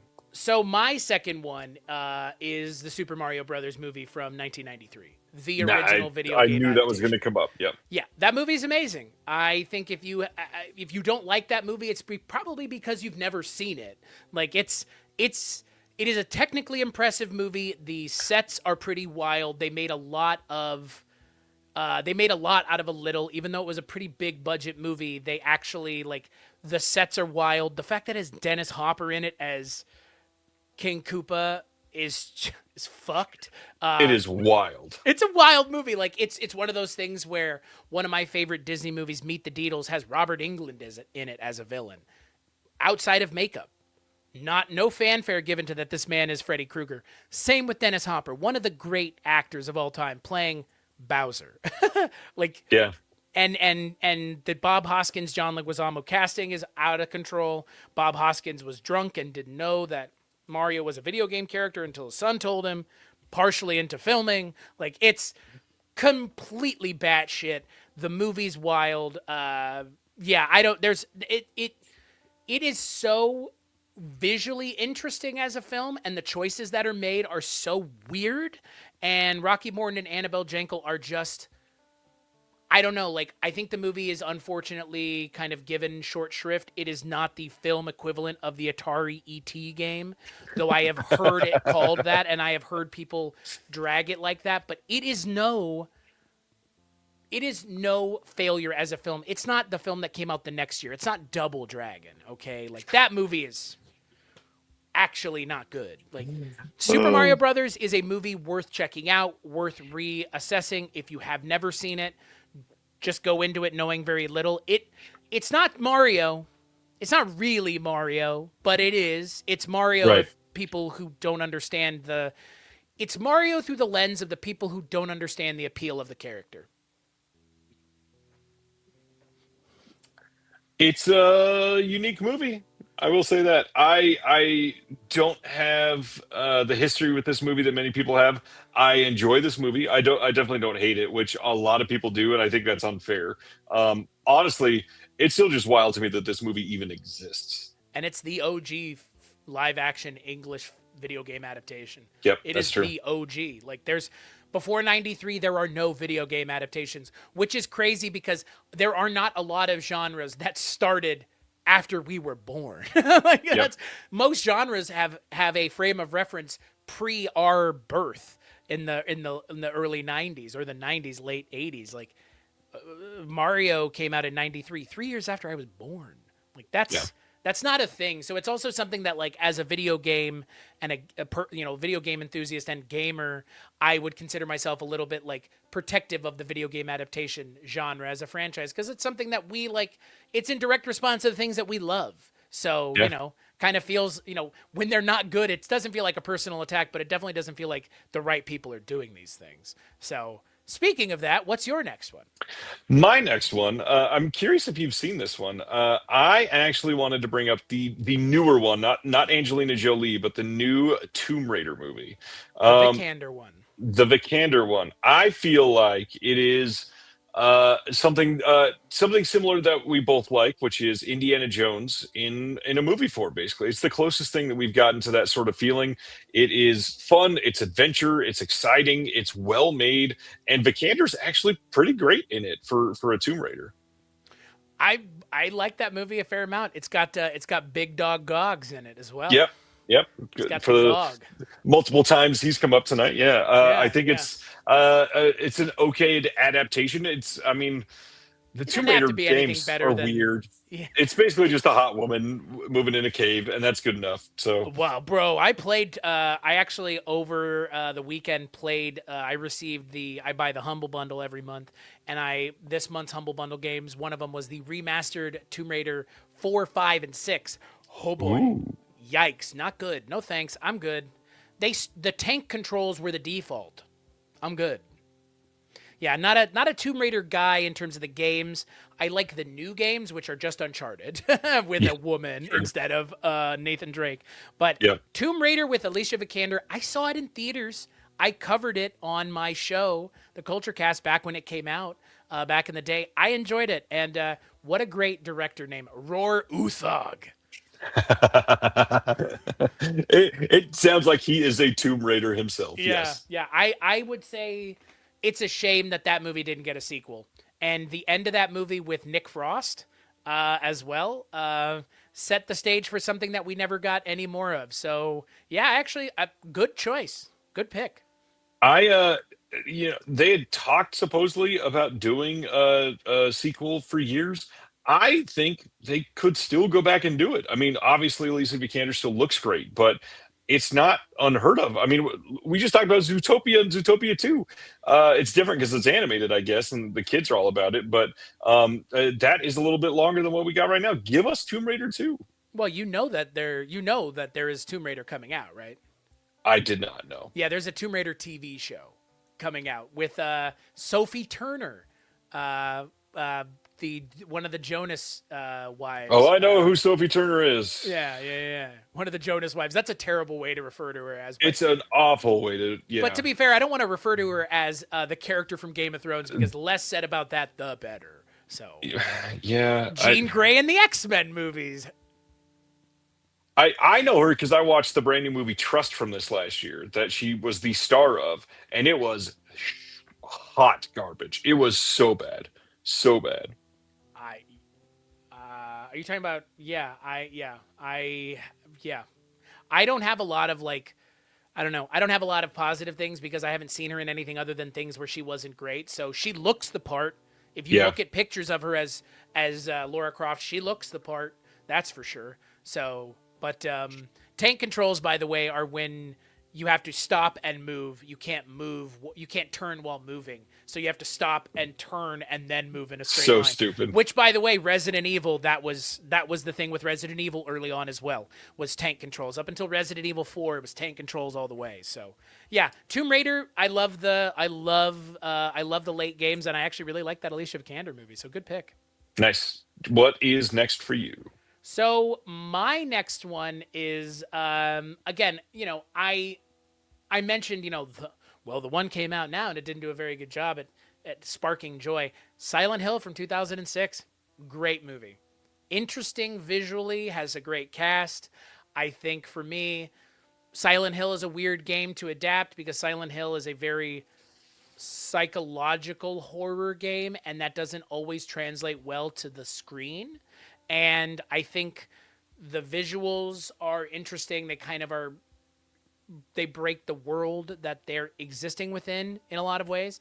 But Yeah. Silent Hill, I like that movie. I'm a Sean Bean guy too. He's not in it enough, but I like it. I was really disappointed to learn that the direct sequel that has come out now, is not good. And it's directed by Christoph Gans, who directed the original. He came back to this franchise. So I was disappointed more than most people might have been to learn that the new Silent Hill movie is not good. So Silent Hill from 2006. Have you seen it? Ages ago, good movie. No, I mean, not much. There's a lot to talk about Silent Hill right now, so I've been inundated with it a lot this week. Not much to add. The best thing is the visuals. That's really the hot part of that movie. It's not something that I expected to be as popular as it was. I got to be honest, but I mean, it's horror, so it takes off. Yeah, it is. And Silent Hill, Leisure Suit Larry. Wolfenstein would be a good one. I mean, Yeah. it would. Yeah. All right. My next one, this is the Yeah. third one, is from friend of the channel, Josh Rubin, and that is the movie Werewolves Within, which technically I don't know a damn thing about the game. I just know that this is a video game adaptation, and I think this movie is really damn fun. It is directed by Josh Rubin. It is starring Sam Richardson and Milana Weintraub. It is about a bunch of people that are stranded, or not stranded, but there's a small town called Beaverfield, I think, and they're like snowed in, and there is a new park ranger in town played by Sam Richardson, and he's this like super nice, kind person, and suddenly there's a bunch of murdering and havoc, and it is really great. It is more of like a whodunit movie than like a full-on horror movie, but it's a blast. It's a lot of fun. The acting is surprisingly decent for what it is. The story's unique, and it's a great setting, and really just, I don't know, the chemistry of the cast is perfect. So we said video game adaptations, not board games, right? Because Yes. I mean, Werewolves Within is like, it's barely a video game. It's been It's a video werewolf. game. It's werewolf in VR, like which cracks me up because the movie you described is just someone made Werewolf the board game into a movie, which is Yep. which is funny because like that is such a interesting idea, and board game adaptations aren't a thing that even have happened enough. So it's funny that this is VR. Chris, big defender of Battleship. Remember how Rihanna was in that movie with Liam Neeson? Is Josh Duhamel in that film? I think so. Yeah. That sounds right. Yeah. What's he up to these days? I think it's funny that this is a video game that's based off of a fucking card game, a social deduction game that you Yeah. play with your friends when Not you're even drunk. truly a card game, but yeah. Yeah. It's barely even a game. Like it's just a social deduction thing. Yeah. I will tell you though, I love Sam Richardson with a passion. He is So so funny. I know. I'm surprised that Tim from fucking Tim Robinson's not in it. Really, Yeah, 2018 was he? I think he was still doing stuff for SNL or something. Was Maybe he? Yeah. I'm not sure. Yeah. I just love the two of them together. Yeah, always great. All right, next one for you. So my next one again, and it's we're kind of, I feel like we're staying in a certain kind of time frame here, which is more recent than not. And I mentioned the Mario movie, which does go back a ways, but for me, I kind of mentioned 2020 as a year specific to this genre. Man, is there anything better than a return to form by Jim Carrey with Sonic the Hedgehog? Because that movie is so much fun. And Jim Carrey is so good and finally having fun again as an actor. And So this is your fourth one, right? Yeah. So my fourth one is Sonic the Hedgehog 2.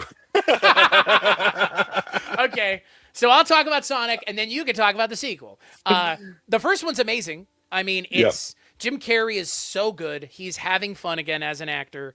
The initial groundswell about the design of Sonic was justified. I think the original Sonic design is exactly the kind of problem that video game movies experience for the longest time, which is the people who watch these movies don't want to see what the characters would look like from the video game. They want to see what they would look Right. like in the real world. No, we fucking don't.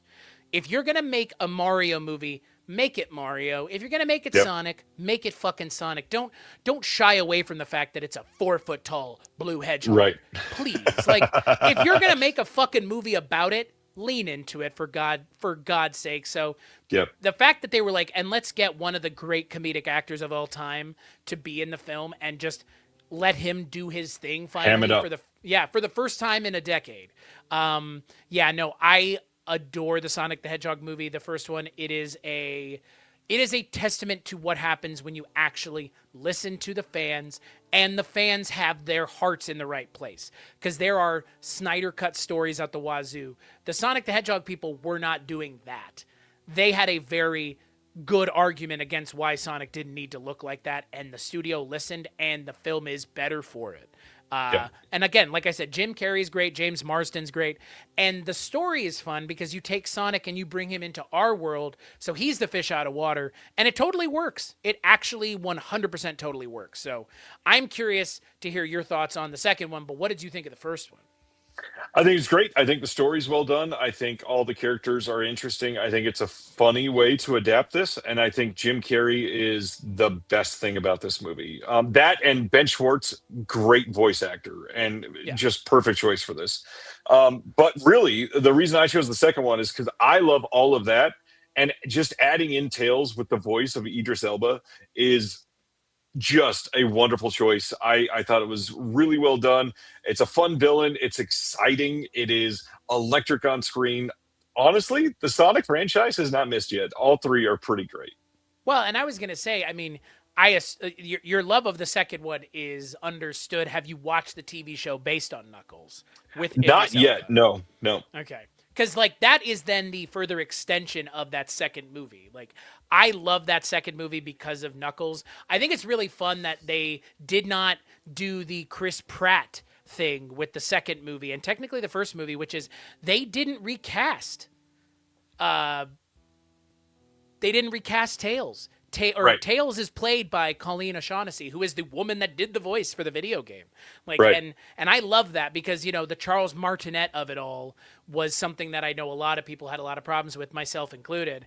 And look, Chris Pratt, neither here nor there as an actor, he's fine as Mario. But Colleen O'Shaughnessy as Tails was such a smart move to leave her in there as the kind of grounding force of the trio, from, you know, recasting two of the three voices, because Knuckles and Sonic are not the character voices from anything other than these movies. So It is true. and yeah, Jim Carrey in the second movie with that mustache. Yeah. He looks like Robotnik in the second movie. I'll give you that. Like, that's where he looks like Robotnik. For He me, leans so, into it for sure. Yeah. What a right. wild franchise that's been successful. Like, It's that true. saw it through to the end. You know, 3 movies, and they were all successful, and they've all made money. Like, great. You know, I'm glad. I'm And they're really much so that they're working on a fourth one. Are they? Yeah. Oh yeah. Oh my God! Of course. Wow. You got it. Okay. It's printing money. Of course they are. Yeah, it is. Yeah, it is. It literally is. Yeah, it sure is printing money. All right. What is your last one then? This is where I knuckleball it. Doom from 2005. I could have said the other video game movie that came out that year, Uwe Boll's Alone in the Dark, starring Christian Slater and Tara Reid. Well, I'm choosing Uwe Boll's House of the Dead for number. No, you are. I'm just kidding. No. Not. No, you are not. All right. Tell us about Doom. Doom 'cause, is a great movie. It is. It's fun. Okay. It's Carl Urban. It's The Rock. It's Rosamund Pike. I mean, Carl Urban is not bad in anything he's ever been in. The Rock, not so much. But Carl Urban's so much fun, and he's the main character of the movie. Like, it's not a rock movie. It's a Carl Urban movie. So that's true. why I resonate with it. And I'm a huge Doom guy. I played Doom a lot growing up. That's something that my dad and I played when I was a kid on the computer. So I have a lot of love for first-person shooters, and I have a lot of love for Doom. And yeah, it's maybe not the best movie, but it's fun, it's dumb, it's big and loud, and it's exactly what a Doom movie needs to be, in my opinion. Like, Right. Doom is a franchise that wears its influences on its sleeve. It's heavy metal, it's hardcore. You're ripping demons apart and ripping their eyeballs out and jamming their horns into their mouths and all sorts of vile things. So Doom probably hasn't been adapted to the fullest extent it needs to be.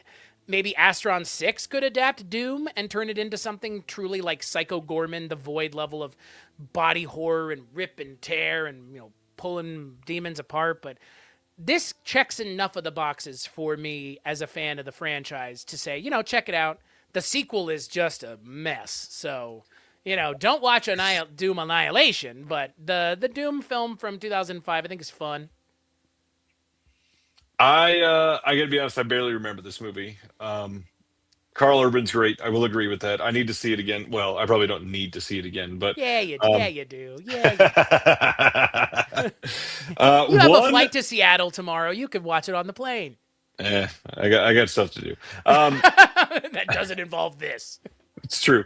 One movie that I think I could give you 150 chances, and you'd never know what I was about to say. I am excited because I don't think you've seen this movie. In fact, I'm fairly certain you haven't. My movie is from 2019. It is a Taiwanese psychological horror movie called Detention. Detention is basically a sort of similar movie to Silent Hill in a few ways, especially in a lot of the visuals. But this is a movie that is set during 1962, during the White Terror period. And it's about two of the students that are sort of stuck in their high school at night and trying to find a missing teacher. And it's this weird mix of like surreal psychological horror and some awkward situations that you don't really know what's happening, but the undercurrent of what it sounds like is happening just makes you feel gross. And then you get some scenes of true like visceral disgust and terror. And I love this movie.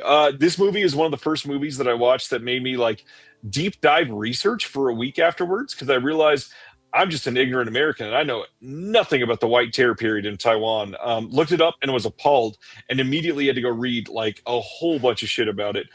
Love this movie. Everybody needs to see it. It got a physical media release here in the US from one of the OCN partner labels. Check out Detention from 2019. I have heard of it. I have not seen it. So half of the equation. Better than it could have been. Yeah. That's right. I have an interesting question to round this episode out. What, in your opinion, is the worst video game adaptation that you have seen?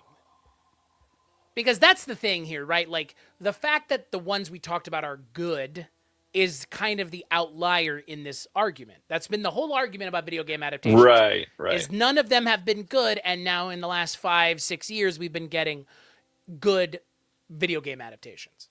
So, by your approximation, what's the worst one? Because I have an answer, and I think it's an answer that's going to come from the same place of a lot of people. Because the promise was there. The director, I think, could have been interesting, and it ended up just being a complete and utter mess, which I have seen even. I wouldn't comment on any of these if I hadn't seen them. It is a movie that I am genuinely appalled by in a lot of ways, but I'm curious if you have an answer. Scrolling through one of the lists real quick, I think the only one that I can say that fits everything that you just said that I've seen made by somebody that could be interesting, that is truly appalling, is DOA, Dead or Alive. Oh, okay. I went with Borderlands. See, I've never seen Borderlands, actually. Borderlands is really an affront to both fans of the video game, which are many. It is a very popular video game franchise. Obviously, unpopular franchises do not get adapted. But Eli Roth could have been an interesting director because he's a very subversive guy who kind of has his finger on the pulse of things. It is a really bad movie. And yeah, like, I don't know why he adapted it. I don't know what they were thinking. I don't know why Jamie Lee Curtis's just like breasts are out the entire film, more or less. It's a strange movie. It has, again, it is the example that proves the rule of Jack Black being good in video game movies, because he's also in it as Claptrap, and he can't save it. Kate Blanchett should never have been in that movie. Kevin Hart is in that movie. Like, Yeah. I don't understand whatsoever whose idea. Gina who thought it- Gershon. Gina Gershon, also her breasts are just hanging out in the movie. I'm not like, if you've seen the movie, you know what I'm talking about. Like there is just a lot of like weird cleavage in the movie that just seems completely unnecessary. And it's like, Eli Roth, what are you doing? Like, I don't know. I didn't understand the reasoning behind it. I didn't understand why anyone went and saw it. And by all approximations, nobody did. So Yeah, I get it. I've never played Borderlands, so I don't have the affinity for it. I know everybody that did seemed to hate the fucking movie, so that's a good answer. If Erica's watching, she's gonna be very happy that you talked down about Eli Roth because she hates him. yeah, I'm not a fan of his either, like whatsoever. I think that Eli Roth has a lot of positive things he's done for the film community, but there's also a lot of stuff where I'm like, Eli, like I'm just not. I don't vibe with you, man. Yeah, He's directing a movie called Ice Cream Man this year. I can't wait to see it. Yeah, Sounds so eager for it. interesting. And then hopefully the Thanksgiving sequel here soon too. I enjoyed it. I enjoyed that Thanksgiving. Like, that was the thing. Eli Roth for me, like, I went from Thanksgiving, which I loved. Speaking of the grindhouse of all of this, Yeah. to go all the way back to what we were talking about at the opening of the show, like, that movie's amazing. It's so much fun. It's way better than it has any right to be. And then he makes Borderlands. Like, what? Like, that was Yeah. such a return to form for me with Eli Roth. And then, like, he just, like, went and just, like, soured all of it with a really lackluster attempt at a video game adaptation. I think video game adaptations are very hard. Like, Yeah. I don't think they're easy. And I think for me, like, as someone who loves video games, I think it's best to be long form with it. Like Fallout, I know some people don't like it, but Fallout as a TV show is great. Last of Us was great. They're making a God of War TV show. That Halo show wasn't as terrible as it could have been. There's a lot of options out there to adapt video games. I don't think film is the best way to do it. Film as in a movie. I think TV is the best way to do it. So Understandable. Totally get that. This has been a fun conversation. yeah, I think so. It's a Thanks shame for we never hanging got out. to do it on Film Foundations. Yeah, that was one of the plans for sure. Speaking of film foundations, pick a show. Tell everybody about one of the shows on Weirding Way Media that's not a Chris Stachiw podcast. God, there are so many. The Projection Booth is obviously the big one. That's Mike White's show where he talks about movies once, sometimes 2 or even 3 times a week, covering all genres, new, old, mostly things that you probably are less familiar with. They're, less mainstream stuff, which is why I love Mike's show. Midnight Viewing is also great. That's Father Malone's horror anthology show where he covers horror anthology series of shows. Feminine Critique is great. Emily Intraravia,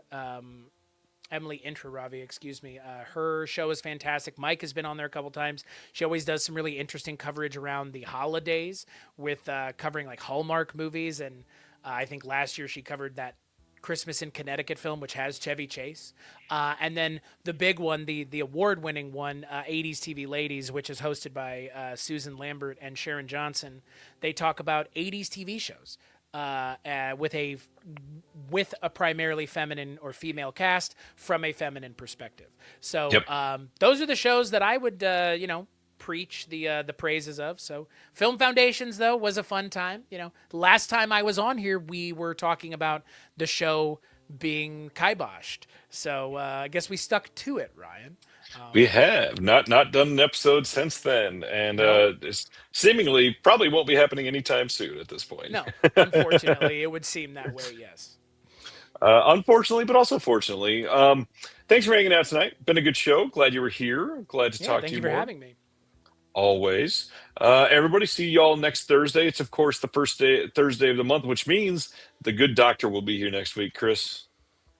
I'm disappointed that he's not here now with us. He's probably that we all know that West Coast elite's probably in bed with a nice West Coast elite. Well, he's a West Coast elite in an East Coast body. Yes. He's probably in bed right now with a warm glass of milk with his nightcap on, sitting in bed reading something more interesting than either one of us could ever imagine. So That's a shout out, Will. Good night.